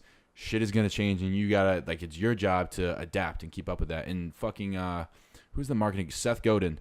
The marketing guru writes about this in like the first adapters, like it applies in business. It's a bell curve. It's the bell curve issue. And I think a lot of what we talk about it's really useful to look at bell curves. Obviously it's not the end all be all, but it's really good. It's a good model. Like the people who are adopting fucking analytical shit and have become really powerful. Like the people who are the first adopters, like in Elon Musk or all the people who are fucking great, like Mark Zuckerberg, these people created these fucking technologies and have become immensely powerful, and the people who know how to manipulate this stuff have become immensely powerful. And there's a whole segment of the population on the bell curve that is catching up to this. I'm catching up to this. Like I loved reading books, you know, like I was never spending time on the computer really. I love playing outside, I love football, I love things like that, and like tangible and real, not real life, quote unquote real life. But now I need to catch up. I feel like at a loss, and I feel somewhat scared. Like there's so many people talking about fucking AI and the merging of human consciousness with AI and fucking biofarm. Like there's so much shit going online that it's difficult to understand. I don't really know what it's about, and it's scary. And I'm only 22, so I can only imagine how a fucking 55-year-old feels. It's terrifying. It's got to be terrifying. Yeah. It's got to be. I mean, but I would argue it's the same as the people who were terrified of Elvis. You know, Yeah. like they thought that was going to be the end. Maybe though. I mean, but I think there's a No, I think there's something few more, much more skin in the is- game than fucking Elvis. there for is- sure. Sure, it's Elvis at a time of No, cold Civil War. There is but this, like, there is a song. This is all right. My Elvis was music just history gyrating is his gonna hip. come in handy for once. All right. There is a song called "Rumble" by Link Ray, W-R-A-Y. I think. I hope I spelled that right. And it was like the first rock and roll song ever. I'm actually pretty sure you would recognize it if you played it. I don't really want to play it right now, but the point is, it was so evocative in 1958. Yeah. I Makes people think. fucking Yeah, head explode. 58. So it was before. Maybe it was earlier than that, but it's right. This Yeah, was very early 50s. on, and in '58 they banned this song from a couple cities because they were worried it was going to make people riot so hard. And that I wonder if it people did. just start breaking So things. anybody would funny just- to think about today. Yeah, I know, dude, right. just It's listening to insane to music. think about. Like But listening to like Cardi B. I think That's how that- they're gonna feel about the whole Pepe meme in like 20 years. If people are like, Oh, there was yeah. a move to ban a meme, and Yeah. people are gonna be Oh, like, you're that is right. absurd. Like, Yeah. Yeah. you can't. It's do like that. bathing right. suits too. It's like men used to have to wear fucking singlet bathing suits, and even to show men's nipples. There's like a whole men free the nipples movement. They don't Back understand. in the It's day. literally the same as the rock and roll thing because the more that they hated on the rock and roll, the more you want to listen to it. yeah, It's the same with like when I hear about hating MAGA hats, it makes me want to wear one. Dude, I did. Like, I wore when- one to a Bernie Sanders fucking rally because everybody was being a fucking dumbass about it. No one would talk to people. So I was like, I'm a Bernie supporter, so I wore a fucking MAGA hat. And like people were like, I don't like your hat. And I'm like, well, do you want to talk to me about my views? Because I'm not necessarily. You're making all these dumbass assumptions. And so this Canadian woman tapped me on the shoulder. I found out Canadian later. I didn't know she was Canadian right off the bat. She wasn't What like does she drinking care? She maple got no syrup. skin in this game. I know, but that was the beautiful thing too. Is she was so inspired by Bernie fucking Sanders. She around. literally drove down from Canada, which was awesome. But she That was is like, why are you wearing that hat? And I was like, I'm glad you asked. And I fucking just told her about. I was like, I think we're in such a fucking climate culture where people are not asking each other questions and having conversations like this. And I'm really happy that you asked me this. I just wanted to prove a point. And so we had this lovely conversation. And this fucking random Canadian woman, it kind of sucks because like That's nobody else perfect. asked me. It was beautiful, but I wanted it to have a more effect because there was this one kid I was in a club with, and he was just like, he was the one who's like, I don't like your hat. I'm like, bro, you okay, great, but. There's no further dialogue. It's I like want to he's get a just hat gonna that assume says, I'm a douchebag. Make it okay to wear red hats with white text. Yes. Dude, write that down. Write that down. Make it okay to wear red hats again. Yes. We should write that down. No, we Or seriously. like this is just a red hat. All right. Like this is like same thing with Pepe. Like I always loved the Pepe meme. It's I just was a frog. shocked. I was shocked when Pepe became a thing. Like I was like, this is just a funny meme. Like Dude, it's when- just yeah. It's just a funny I meme. know, Yeah, dude. That's what I thought it was. I thought it was it just is. a good. There are people who use it for terrible things, but you can do that with anything. Like Yeah, I can take exactly. a picture of Hillary Clinton and make it like use her own quotes, Right. and make her sound awful. And like, what are you gonna do? Ban that from the internet? Somebody else had to ruin the whole experience for all of us. Right. I don't know if it's ruined. I don't think it's ruined though, because like everybody's always doing dumb shit like that. Like there's always the outliers of fucking dumbasses. It's such It's an like- information it's like war if- that like- I wonder if those weren't done by people who wanted to get, like, What? Finish. like if the negative Pepe memes were done by people either on the left Yeah. or by people who are apolitical, who Wanted to just stir want the to pot. irritate everybody. Yeah, I'm sure there's Like a part of that. that's what I I'm see saying. that as way more plausible. It's probably No, I do. I think it's a bell curve thing again. I think it's a way. There's like the outlier people who want to do that, who just like, who don't really actually want to communicate, but they just like pissing people off. And I think you've been talking about this a lot, like understanding the personal psychology of those people and their personal development. I think when you understand that, that helps you not take them so seriously, because you're like, oh, this person just had a fucked up life. Yeah. Their I parents think were that's probably the way on- too I think strict. that's the and they only just want way- to piss to people assume off. that. Like Yeah. when on the But internet, some people don't, because people think they're like fucking actually serious and they're like well informed. Like people don't like look at the messenger. They Yes. just take the message. and the media is Yeah. the mainstream media is the worst culprit of this. Yeah, because they pretend go like they're on good Twitter messengers. and they read Yeah. Twitter. They read what Donald Trump says, Yeah. and they think it means something. Mm-hmm. Like Yeah. they're like well, this is the president of the United States, and it's Well, like I kind yeah, of agree with them there. Kennedy was on TV, and Trump is on Twitter, so whatever. Like you're getting That's a true. That's a like, good point. Like I never thought about you're that. getting a glimpse of a person from a new place that you're not used to seeing them, Mm-hmm. yeah, and. That's difficult, and he's a very abrasive person. I don't know think what's- I you would know what's- ever be friends with the man. know what's Like really like, funny? He seems terrible. yeah, but attacking him based on that is the worst idea. Yeah, you still should give him You a know good what's shot. really It funny? sucks. A lot of older people like my parents would say like, "Oh, I like Trump because he just says it how it is." That's right? so But true. how There's it a lot is of is But so you know weird, what? yeah. It's like if presidents 50 or 100 years ago had Twitter, we'd just be hearing them say how they think it is all the That's time. true, dude, yeah. It's Dude, so Andrew Jackson ran a fucking smear campaign against Quincy Adams. He was literally saying like that he fucked hookers. He was paying for pamphlets. Oh, yeah, they were no, giving out there's all pamphlets. And kinds this is of like crazy stuff that went on 1828. in those old He was like campaigns. he fucks hookers. He like beats his wife. He was, I don't know if he beats his wife, but he definitely said shit about hookers, and they were Right. doing that. So that was a presidential candidate. And Andrew Jackson like was a confirmed murderer. Like he Yeah. killed people. Yeah. Yeah, There are and times, like a drunk. There Yeah. are times when Trump tweets things that I'm like, You need a fucked up life. that dude. is the way it is. Like sometimes he says things I'm like, I kind of like that he said that. Dude, Like he's right about like certain stuff, like to trade, like how China was kind of like fucking us around in like trade wars and shit Yeah. like that, and and different things like that. Like I made the argument He's not this very week because I politically was talking savvy. to somebody about did you see the like near 5-hour Alex Jones show Rogan? yes, bro, I wanted to. Yes, fucking dude. amazing. I loved Like, it. I loved Holy it. fuck. I was I kind of like Alex dying. Jones now. I couldn't I make like it him. 30 I minutes. like. Okay, I don't know Okay, what hold the on, fuck he's talking we each about. gotta but go. I wanna We each gotta meet him. We each gotta do our thing. I wanna talk So to him. I got the mic. I'm gonna go first. I watched it and I found it highly entertaining. It was awesome. Right? And Alex Jones is a genius of certain things. He's, Like dude, of, he's, of like he's way more he's- reasonable than I thought he was. He He's is, like and, super well, so crazy, I but like, he's also mentioned- way more reasonable. I mentioned the podcast to somebody, and he said, I said he was on Joe Rogan. And he said, "Did he humanize that fucker?" And I was like, well, "He is a human." Yeah, I what do you mean? It's not like he's a fucking and I was like, alien or I a don't think like the thing with Alex Jones is the reaction to him is worse than anything he's done. Yeah, that's right? true. Yeah. So like, and I said that's my, and he was like, your bias against the media is showing, and I said that's true, it is showing, but I really think the media's biggest mistake is that it reacts instead of reports. Like if you just report on the facts.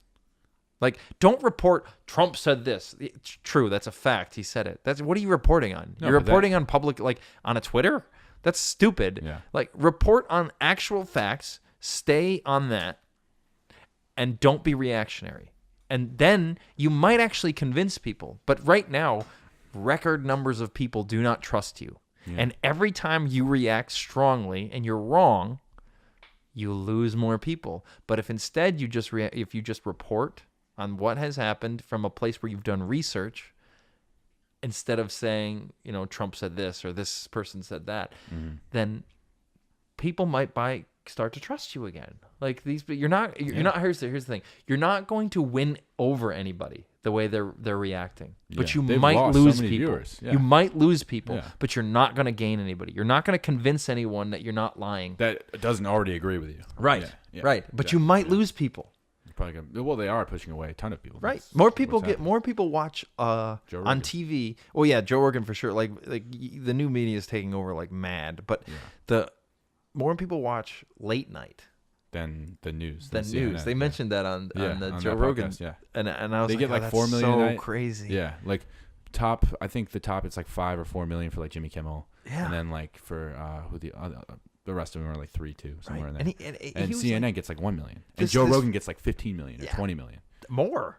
Yeah, And more, this yeah. this friend of mine was like, well, what's the difference between that and like a YouTube reactionaries? And I was like, okay, well, first, do you watch any? Because in the ones I watch, usually they're a little reserved. They Which don't ones? they don't want to like, I don't know, anybody you get news from on YouTube. Anybody like I kind of like, sometimes I'll watch Philip DeFranco. I think he's more news of a lot of variety. Okay. But I like Tim Pool.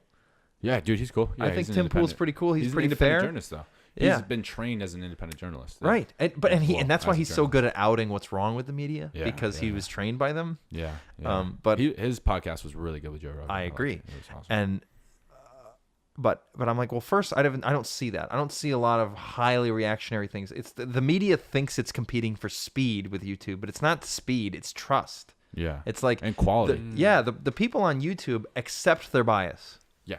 and they're open about it, and they admit it. You know, it's on, but none of them are acting as though, if you don't believe what I'm saying, You're fucking you're wrong. awful, Yeah. evil, Trump supporting, MAGA hat wearing, punch people in the face. You know, like the YouTubers aren't doing that. Yeah, it's not like a war of fucking good or Right. evil, and we're on the Right. good side and you're on the bad. It's like Exactly. I'm It's just like I somewhere don't in the know what the middle. I don't media hopes to happen here. Well, Like, it's probably because YouTube, those guys, you know, news networks are businesses and they're incentivized as such. yeah. Whereas YouTube is a business, but they don't like sponsor their shows the way. I mean, I'm not sure how the whole new YouTube Red thing is. I'm not subscribed to it, but Joe Rogan. Anyone can just log on and watch Joe Rogan. Yeah, for free. And I don't know how much of a financial relationship he has with YouTube. He's sponsored and he can get obviously paid from the ads. Right. But he But makes I feel his own like money. some of his he's money comes financially independently independent to from your point. his just ability to manage the show over the Yeah. past few years. like Tim Yeah. Pool gets his money from subscriptions and people paying him PayPal and stuff. Yeah, like but people know like, okay, you're gonna be an But that's independent money journalist. coming from his subscribers, Exactly, not from from, his- There's coming from the nothing channel. stopping the news from doing that. Right. No, there is.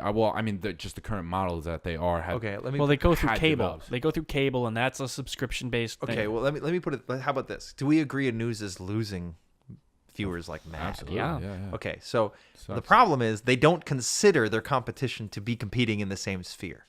So in their mind, they've got the market of people who watch news. Mm-hmm. The reality is, the way people watch news has completely changed. Newsprint is almost this dead. is why Yeah. people Like- talk about the news channels on cable that exist. Fox News, it just keeps getting bigger and bigger and bigger. It's a little- because they're the only ones that because accept it's just this. well, no, it's because their audience are older people who still insist on using cable. Mm-hmm. You can watch Stephen Colbert on YouTube if you want, and that's why a lot of young people still keep up with him. If Stephen Colbert was like Yeah. on Fox News, even if he was a liberal, if nothing changed about Stephen Colbert's show, but he was on Fox News, nobody would know who the hell he was.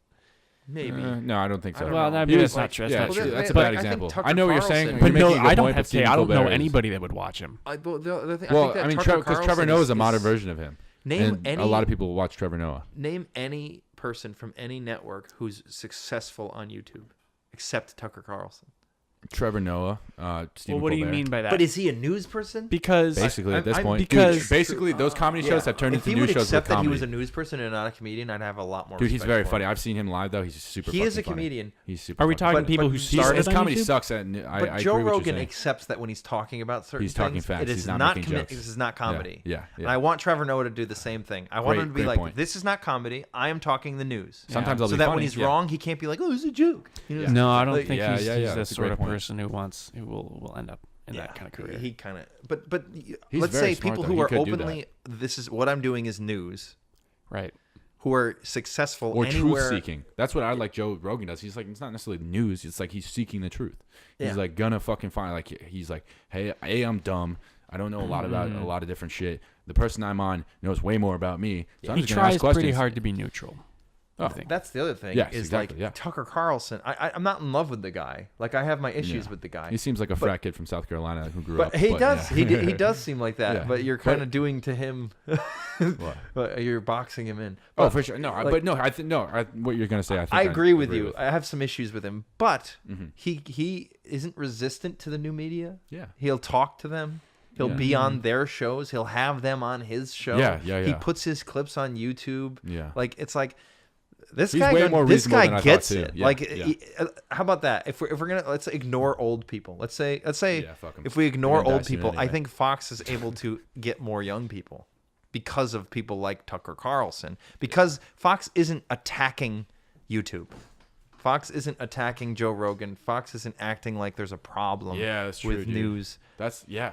Well, I mean, Fox has an issue, I think, with what they have dubbed alternative media for many, many years. I but completely agree. now, alternative media has just become these outlets on the internet. Yes. So I think they still have a problem with it, but they don't know what the problem is. They're just too Dude, out of touch. That's the weird thing, though, is because like the fucking big media print, like the New York Times, like the liberal bastions, like the New York Times, Washington Post, they've fucking gone with the lowest common denominator. So now they're washing in their fucking once not necessarily sterling records, but very laudable credibility, and they're mixing it in with the fucking jackass who's a fucking egg with 19 followers, experienced like a little bit of tweeting Pepe shakiness. memes. They're in the past same couple of fucking years, realm those now. newspapers, Yeah. And it sucks.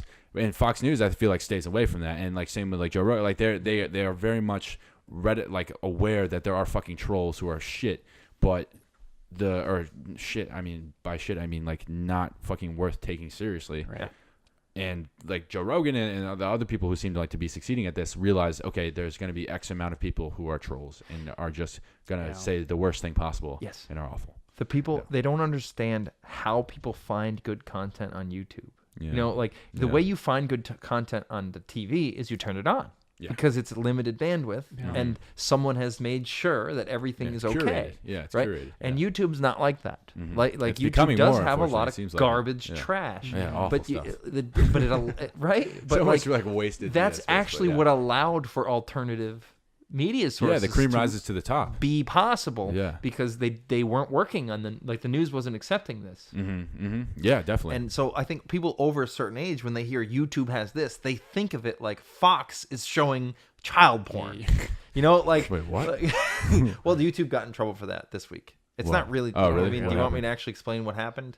Sure. I mean, if you think It's not worth really it. child porn for the most part. I don't think. What it really is, somebody pointed out that because the algorithm will push more to you based on what you watch. Yeah. If you watch videos that have a lot of kids in them, Mm-hmm. it'll push you into this hole of videos right. of kids. Yeah. And then people in the comments were commenting timestamps of places where you might be able to see a kid in a certain position. Oh. It's fucking gross, right? Oh, like, people. and I'm not gonna claim that that's not a huge problem. And most people on YouTube were like, yeah, right now you might get your account deleted on accident or like whatever. Yeah. But this is, we really all believe that YouTube is actually really trying to fix this, and they're being conservative about it. Like they're being or liberal. They're being very liberal with responsible their about it, right? response. Yeah. A lot of people, a lot of the creators do not think that. They think they're being pretty draconian, and being heavy-handed.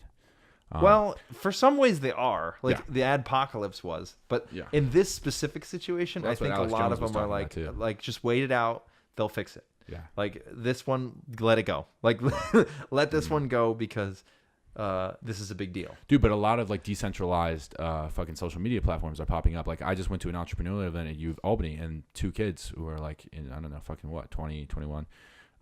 They are starting a decentralized social media platform. And there's also the guy Joe Minds. Rogan had on. Yeah, Minds.com. Mark Minds is something. cool.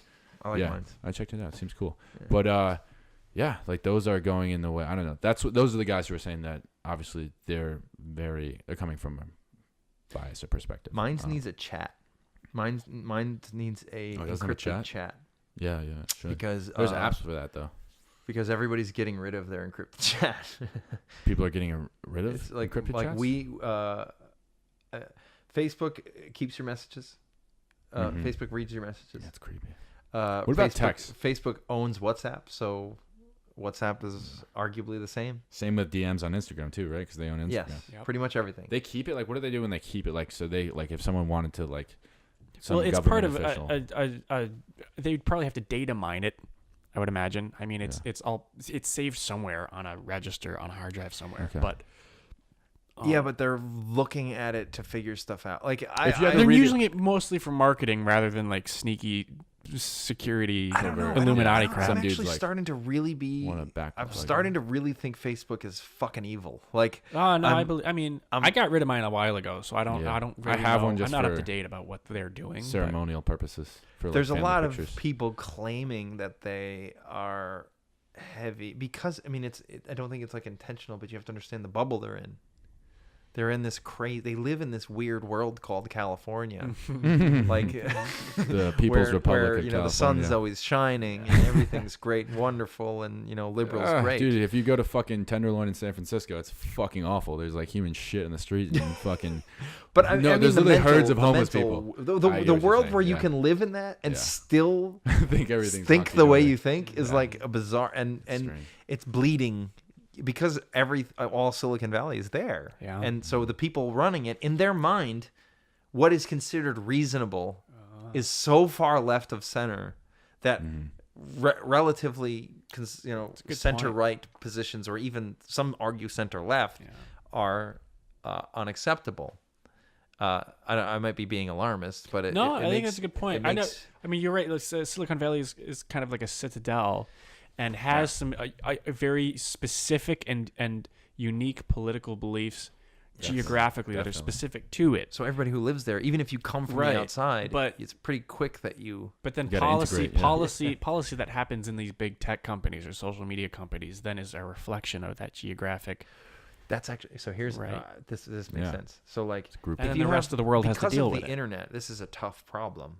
But before now, if you were to grow to be worldwide, you would grow to be worldwide. You know, like, but now you don't have to grow. You don't physically have to Yeah. grow. Like, you don't have to have an office in Bangkok or, Shanghai. True. Yeah. Like, you can have one office You somewhere in just need, you just Silicon need to Valley. grab onto whatever forces are pushing things to the front page of the internet Right. at a given time. Right, and then you seek out. Right, I have a friend who he's really interesting, very talented software engineer, and Thank you. he wasn't talking he about and me. I have talked about how Silicon Valley is a bubble that's going to burst. Like, it's too expensive. Yeah, dude. Is there going to be a It's- rogue internet it's- someday? Well, I think what's going to happen is you're going to see a lot of tech companies be more distributed because it's cheaper. Like, they'll start being started in cheaper southern states, if you ask me. Places with cheap property tax, like Yeah. it's inexpensive to do business, Right. and there's no reason not to do it Right. there. And then you're going Atlanta to see them probably, open yeah. the doors to remote, and that like I can hire anybody anywhere.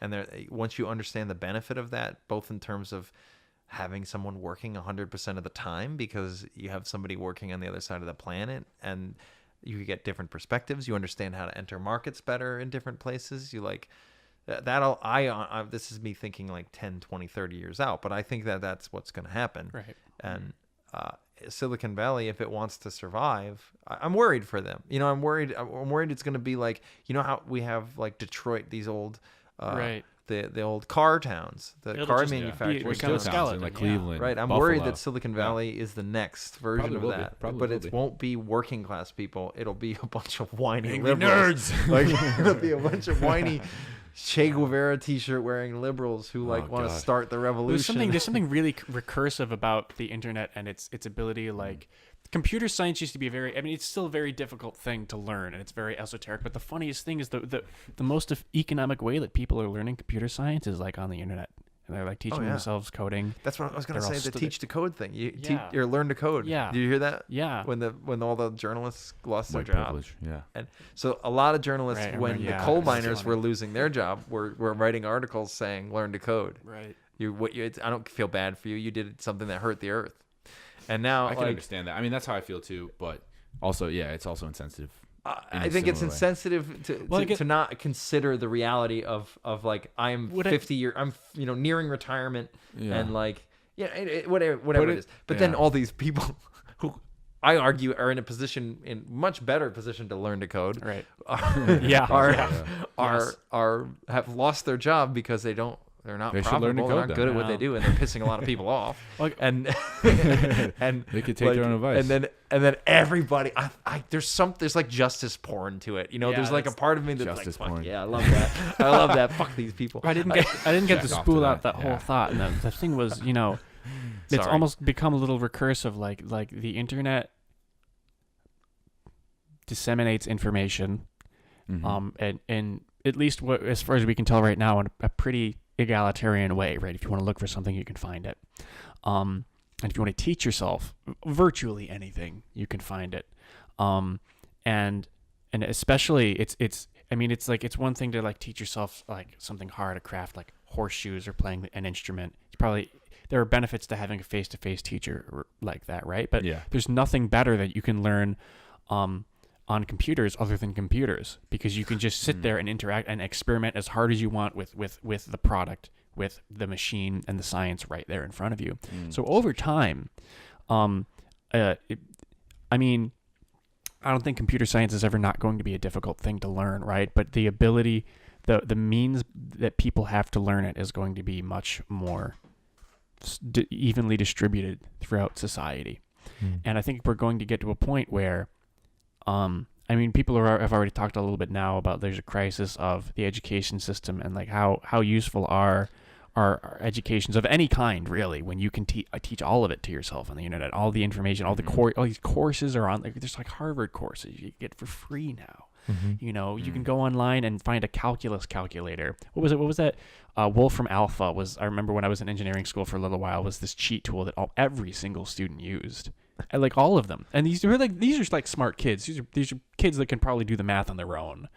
And you know, up until this point in history, you would have done the math on your own, and you would have been just as good at the crunching the numbers and the math and the analysis as you would be a creative engineer that wants to build things. And now, it's too easy to not use the internet. To whether it's to cheat, whether it's to take shortcuts and do the calculation for you, or whether it's to like just learn it outside of a classroom. It's too easy to gather knowledge to the point that like I feel like how people become successful and how people become wealthy is just going to completely transform within the next generation or so. It's like Gatsby. I mean, it's like the new rich. You have the old way of getting rich, and then that completely shifts, and the new rich come in. It's kind of happening already. Oh, dude, Silicon Valley. It's kind of happening, but will it spread, or will it? Whoa, what spread? What's really weird is that like part of it it's like, because all of it's become intangible. It's like the barriers you set up to like how much your learning potential is. Obviously, it's never really been a geographical thing, or an economic thing, although it's always kind of been there. But now it's definitely not. It's just like how much time of your own are you willing to invest in learning, and how much are you willing to invest in farting around on the internet. I know I started taking those online coding lessons after I got rid of my Facebook and Instagram and got rid of my Tinder account. I got rid of my Twitter account. I got rid of all of it. I'm trying to get rid of my Reddit account, but I've gotten to a point where I use it like once or twice a month. Reddit's tough to get rid of because it's as productive as it is. Well, right. Yeah, that one's kind of like on the edge there. But there's a lot of good information. Like good. I'm subscribed to learn programming on Reddit. Oh wow. Yeah, it's been actually very helpful. That's really good. But actually a little trick, if you're Googling, just add the word Reddit. Like if you, I'm not kidding, because there's a Reddit for everything. If you get a post on it and if the question is relatively similar to where you're at, you can figure out if you're in a good community and if the top voted post comment is super high. It's almost amazing when you have a question. When you have a question and someone else has asked the question on Reddit, it's amazing like how good the answers are at answering what you want to learn. It's unbelievable. Cool. It sounds like Wikipedia a lot. It's like Wikipedia, but it is in the same that it's neutral because it's free to use. Yeah. But just the format is a little bit different. Like Wikipedia is meant to be like an article. It's meant to be like a mind dump, whereas Reddit is made up of conversations. It's like a forum. That's cool. Yeah, and it's the tree structure. That's really fucking beautiful. Those are both very beautiful democratic. I've been thinking about Yeah, doing my disseminating research knowledge. project on Wikipedia. You should. My graduate level. I don't know if they'll let me. I don't know what the boundaries for it are going to be, but I've thought about that a lot. them. I mean, Do it, we want, man. if there's one, like we talk about how news sources are becoming. I mean, obviously, all private news sources have always been interested in displaying a certain mode of thought, but Wikipedia is weird because it's literally a socialist empire that How so? can only Socialist. exist. Yeah. Like right, it's a nonprofit. Yeah. It's a nonprofit, and I remember I've started doing research for a little while on nonprofits, and I was confused as an accountant, like, well, what happens to that money? What are nonprofit entities, Yeah. right?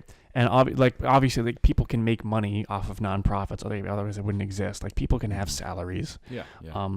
but nonprofits raise money, and where does that money go? And the point is that legally speaking, I mean, it can't pay out dividends.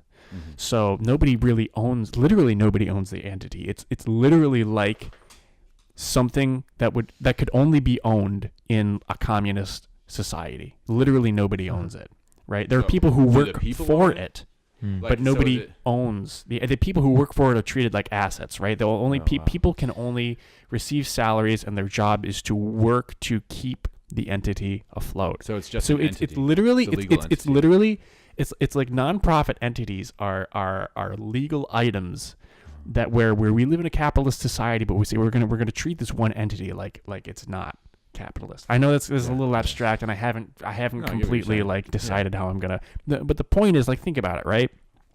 What's another like qualification of communism, right? Is that everyone pitches in just a little bit enough Mhm. to keep society glued together, Mhm. and Wikipedia is funded by user donations, Yeah. right?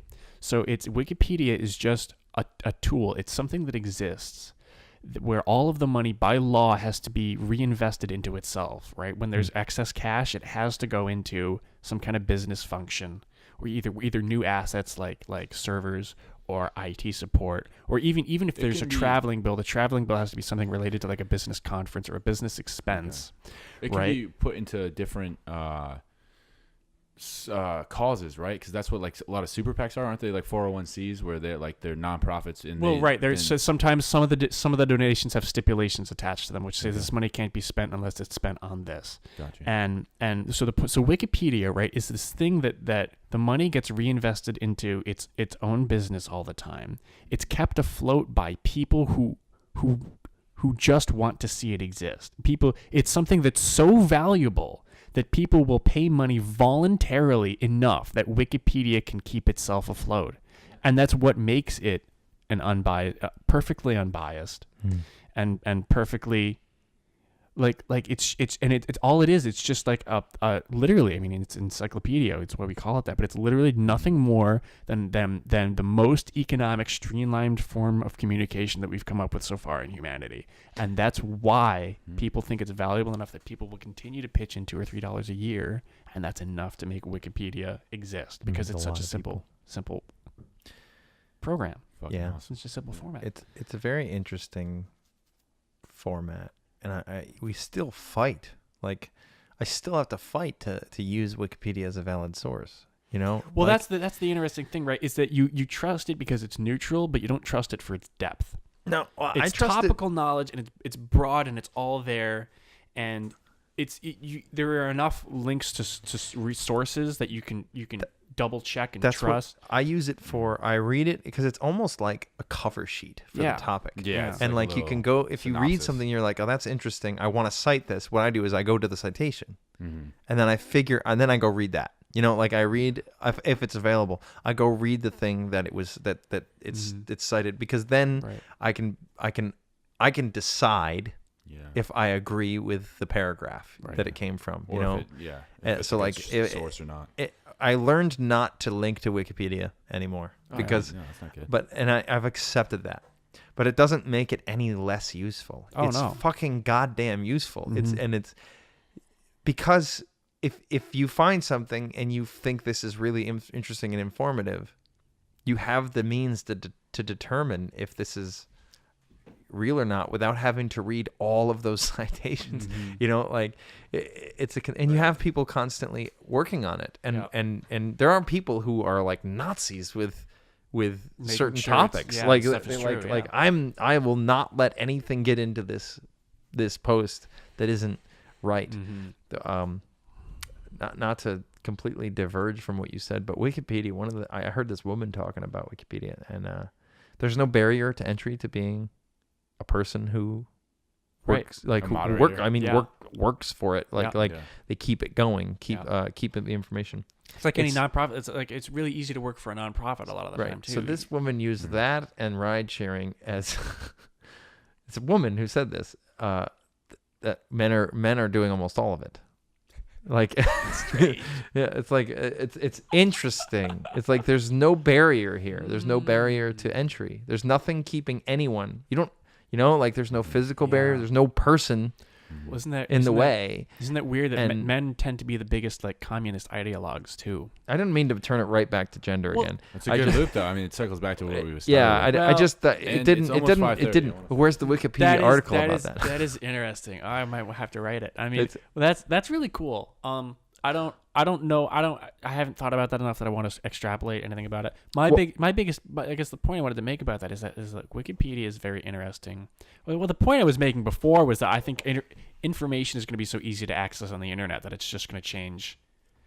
I mean, it already has changed society, right? But like, it's getting to it might really be what dismantles Silicon Valley. Like people might just start becoming their own masters of technology. Like what happens to the point where our identities and our social security numbers get Well, they're already bought and sold to banks and printed fucking and get advertisers. printed into the national blockchain, and you own your one piece of the blockchain, which is also your personal website, which is also your resume, which is also your social media. That should and you happen. just- That'd be great. It's all it centralized. It's all right probably there. will someday. I don't think the technology is quite efficient not enough there yet that we can do it overnight. It'll but- probably, yeah. The thing with the Wow, internet that's is it's almost like another nation. yeah. Yeah, like It's it's, this weird- it's, dude, it's a it's like the different sea. realm of It's very like existence. there's a reason you use the word piracy. Yeah, like it and is. and Like, like yeah, and sure. why you would use nautical Wild, terms Wild to West. describe things because It is. because like it is like it's the sea. It's like this area Sea we of all information, use yeah. and need where But it's where very things unknown. move through that no one owns. And no one's in charge of, and no one can be in charge of. Well, but people- if we people don't in have some charge of- kind of yeah. structure and some kind of authority structure, then it Storms. will just be piracy and like it'll be like horrible. And it's weird. It's like I kind of think of Star Trek. I mean, it's kind of like, I mean, I don't know if either of you watch Star Trek Space, at all. the Final Frontier. Right? Do you either of you watch a Star couple Trek? episodes. I don't My know. dad is obsessed with Star Okay, Trek. I'm a big Star Trek fan. With the original Star Trek or all of them. All right, my dad's obsessed with Captain Kirk original Star I like Next Gen the best. I like Picard. Trek. You guys can fight. He is somewhere. I'll he's arrange a the fucking clear duel better. But between the anyway, two. He's clearly but- better than Kirk. but so in this the Federation is this organization. Intergalactic. Yeah, it's just this organization in space that have set up this sort of structure for joining the space. You know, being like they go around looking for life, and when they find it, they stay away from it unless they have faster than light travel. Once they have faster than light travel, it's like, all right, these people are coming. We're gonna have to go talk to them. They make first contact, and they just try their best to incorporate. Like, here, we want you to join the Federation because everything's safer that way. We can't make you join the Federation, but if you join us, then you can influence it. Like, it's a tough battle between being like, that's where a lot of the ethical dilemmas come from, is it's like they're trying to maintain this structure while allowing other cultures that are completely different worlds into it. And it's very difficult because a Yeah, lot it's a of really it apt requires you analogy. to empathize beyond your, like, right at the bounds of where you're able to empathize with things. Like, this culture, I don't know, they murder each other or something. I don't know. Like, it's like, Yeah, no, like, it's a really apt analogy. right. Some of them, there was an episode where was there a trans person? I think there was. And there was one where there was no I'm mixing it now. I'm watching the Orville, which is basically similar. I'll use the Orville because it's new. Mhm. And the Orville, there's a character from a species. It's the same structure. This species, there are only men. Oh, okay. There are only men, and they lay eggs, and they're all gay, Nice. right? Sounds And like heaven. and the character in the show in the second episode gives birth to a female, which happens sometimes. And Uh-oh. apparently in this society, they correct that with surgery because there are no men. It is a sham and a shame to be a woman. So in order to protect this person from the shame of being a woman, Yeah. they give them A dick. surgery to be a man. Yeah.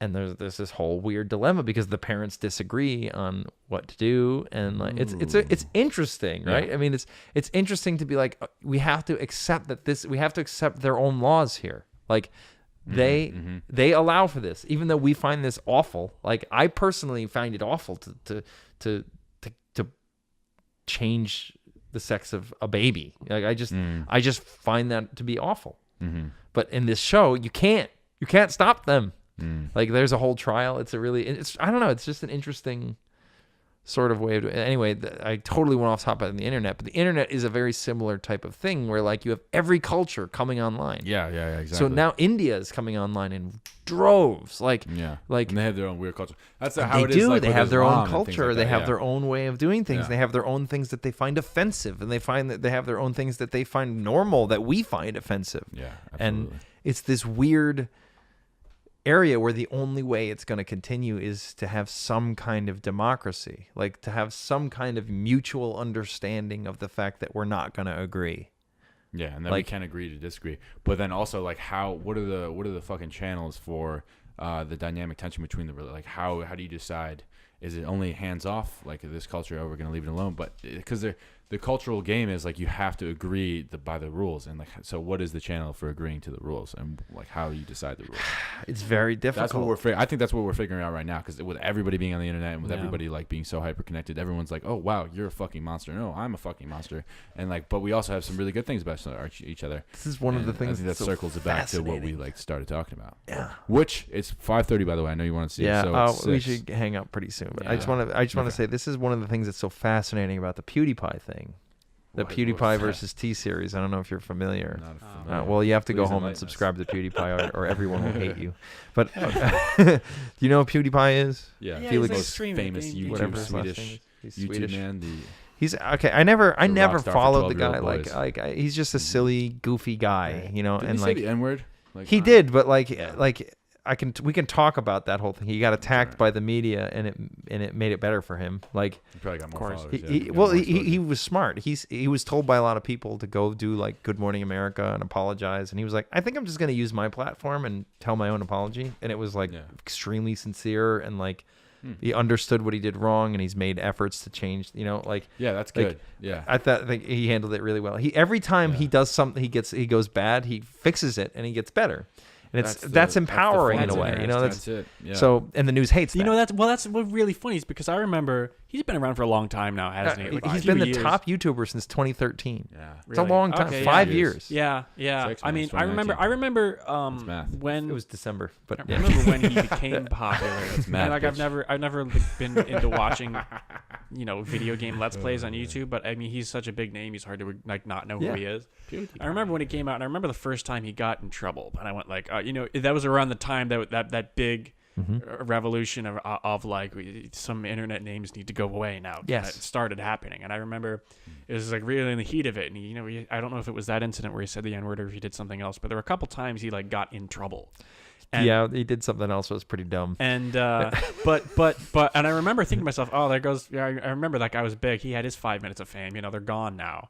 Nope, he's but bigger than ever. It's interesting. I guess he's the first person who's realized that having some empathy might get you a little bit further on the Yes, internet than he understands. He understands younger people. yeah. Like he understands the internet, and he understands how to brand himself, and like he's very, very, very self-aware, and like you can tell I looked into him because I got interested. Right. When the Wall Street Journal does a hit piece on a big YouTuber, I'm interested. Right. Like, and I'm probably leaning towards the YouTuber because I don't trust It's weird. them. It's funny. It's funny. There's other guys like who did not make it. Like I don't know if you remember.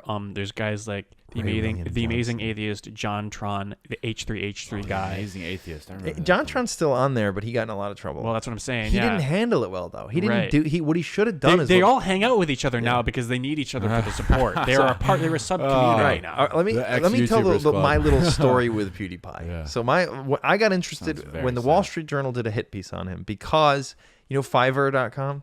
Yeah. You can buy Buy shit for anything. $5, Like you yeah. can sell anything. You can. Oh no! I right? remember hearing So- about this now. So there was these African kids who would There's hold up no a sign reason on a he should have live. survived. There's Right. no reason he shouldn't be crucified Yes. and Wait, hold burned on. I don't know what and happened. drowned Okay, in chlorine well, for this. He there's a sign. pretty harsh. There's these kids in Africa. I think in Africa, and they hold up a sign of whatever you say to tell them to say. Right. And he was on a live stream, and he was like, "There's no way they're gonna do it." Like he's like, "They're not gonna do it." And he had them say, I don't know, something about the Jews. Right. I don't know. and they did it, and his So it's face. just You like could see cute in his African face the kids? second they did it that he Yeah. was like, He was like, "This "Oh, this fuck, was yeah." a bad idea." Yeah, Like he yeah. immediately was like, "I can't believe this actually happened. Yeah. I'm in trouble." Yeah. And he apologized, and his apology was very sincere, and he did take steps to make moves. Right. And then right when things were getting better, he did another gaming live stream, and he said the N word. And it was like, then everybody was like, he's done. Yeah. Like, there's no Yeah. way. But again, he apologized. He changed things, and it's very Right. clear. Like, it's very clear. He not only apologized, but he understood what he did wrong. Like, Yeah. he understood the real problem, and he apologized. So that happened, and he started doing this thing called Pew News. So one of the reasons he survived, no. yeah. So one of the reasons he survived so long is because he changes his content regularly. He this is No, getting you're right about that. Yeah, Reg- he's he- kind of he- covered a lot of ground. Yeah, once it gets stale, he's like, okay, I'm doing something else. So now he mainly just does meme review, like reacts to memes, and he has this Wow. Pew News, which is I find it absolutely hysterical. He always uses a fake name. Like first it was Gloria Borger, and now it's somebody else, or maybe it's the other way around. I can't remember. And it's funny, and a lot of them they're just oopsies. He starts it off with, such and such did an oopsie. PewDiePie did an oopsie, and then he explains what they did wrong and how they should apologize. That's great. Nice. So And he's it's just like good taking what content. he Yeah, did. it's there. great content. So Wow, okay, and then that's cool. in with India coming online, there's all these Indian people Yeah. that are. Bibbidi boopy bop, like the guys who like say much boobs on like show me your boobs. He reacts to those, and but Dude, I but love there's this an dude. Indian company to see your called bubs. T Series, and they make like music videos and movies, and they're all on YouTube on this one channel. Okay. So they're very popular with Mm. Indians, and they have how many people in India who are getting the internet now, Billion. and they're Wow. all Somewhere subscribing around to there. this. Yeah. To this. So PewDiePie is losing. Like in October, Oh wow. he was Oh. supposed to be passed. Like Yeah. you could see the trajectory. Like it was clear that T Series was going to take Right, over. right. But the internet reacted, and they were like, "No, No, we this is can't not have a, this this is happen." not a, this is not for businesses. It's not really anything anti T Right. Series. But it's like this is Yeah. about it's a you in YouTube. It's not CorpTube. Right. This is Yeah. not about a company. Nice. So we like that this is a YouTube. You personality, you can be on YouTube. Yeah. Oh, very And cool. so all these people started subscribing. Like this guy called To Mr. PewDiePie? Beast spent millions of dollars on advertising. Mr. my millions of God. He does dollars. things like that all the time, and Just it's rich. really interesting. Like the way that people have the community has sort of just said it's like a symbolic gesture. It's a little bit like Yeah. we accept that this is going to happen. Like I mean, it's also Like- kind of like a meme in and of itself. it Like, is. He's It's like anything sensational on the internet. People are going, "Oh, we can't." Let Yeah, it die. it's this acceptance that not only is T Series going to pass them, but that the whole platform is going to change to this sort of It already is. company-focused thing instead of personality-focused It already thing. is. Yeah. And so they're just resisting it as long as they can. Good. And That's awesome. it's just it feels so cool. Like it's Yeah. such a neat little thing. Like the community of the Seems internet almost big, man, banding 'cause- togeth well, to do that- something nice. It's Right. like- yeah. it's Yeah. like- What happens once But every even, 5 years? even greater than that, they're choosing personal, independent content Yeah, over exactly. corporate curated. And now I watch fucking his videos almost profit. every day. Like after work, I'm like, all right, I'll watch a PewDiePie video I'm for 10 starting to minutes. think. Like, I really want to like start to like have a series of outlets that I'm gonna pick from the internet to just listen to. Dude, that's Because me I with mean, Joe Rogan. I mean, yeah. well, that's what I say. When we Yeah. all started, we had this common interest in podcasts, but I realized Mm-hmm. there are so many interesting characters yeah. that have a lot to say that I want to listen to a lot. Yeah. I find and it's too. I've accepted I can't listen to all of it now. It's like yeah. I got like two. It's me. It's Joe Rogan and Aubrey Marcus, and then there's somebody else I'm forgetting. I like John Oliver a lot too, even though he's very liberal. And I know his bottom. Well, I mean, he's hilarious. kind of And already he's had a also career, but I mean, like just. Yeah. But yeah, I mean, like I've he's on YouTube always now. loved Jim Jeffries, and I think it's Who's that? fascinating He's an that Australian he's guy. got his own TV show now, and yeah. I wish that's the only thing that bothers me is that you have to pay for a show on YouTube. But I think this might be the first time I. That's Yeah. a model that like Sam Harris likes and wants to experiment and hopes the internet goes in is paying up front for the content, and then if Right. you really can't, That afford will it, work. That will work for some people. Netflix, I'm yeah. I certain. don't see it as being. I think it's Netflix, more though. the pay. Think about it as Netflix. the Patreon model, like the like you pay if you really donate. like it and everybody benefits. I mean, I think that model works. I like a that little model better. better. I mean, too. no, Yeah. I mean, because it gets you. It helps get more people in the door. yeah. It's very hard to get in the door if you have to pay to see it.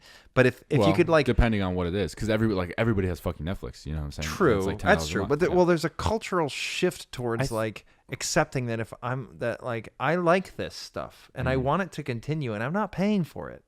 Right. So But maybe yeah, I there should is- like. There's a little bit of like, I think- maybe I'll give a little bit of money to this. Maybe one time, maybe monthly, Yeah. maybe whatever. It's But like that's where they hook you. I mean, that's where they're starting to like. Yes. Yeah. But I think it's more. It's not paying up front so much as paying, and everybody gets to watch. Like everybody benefits from it. Yeah.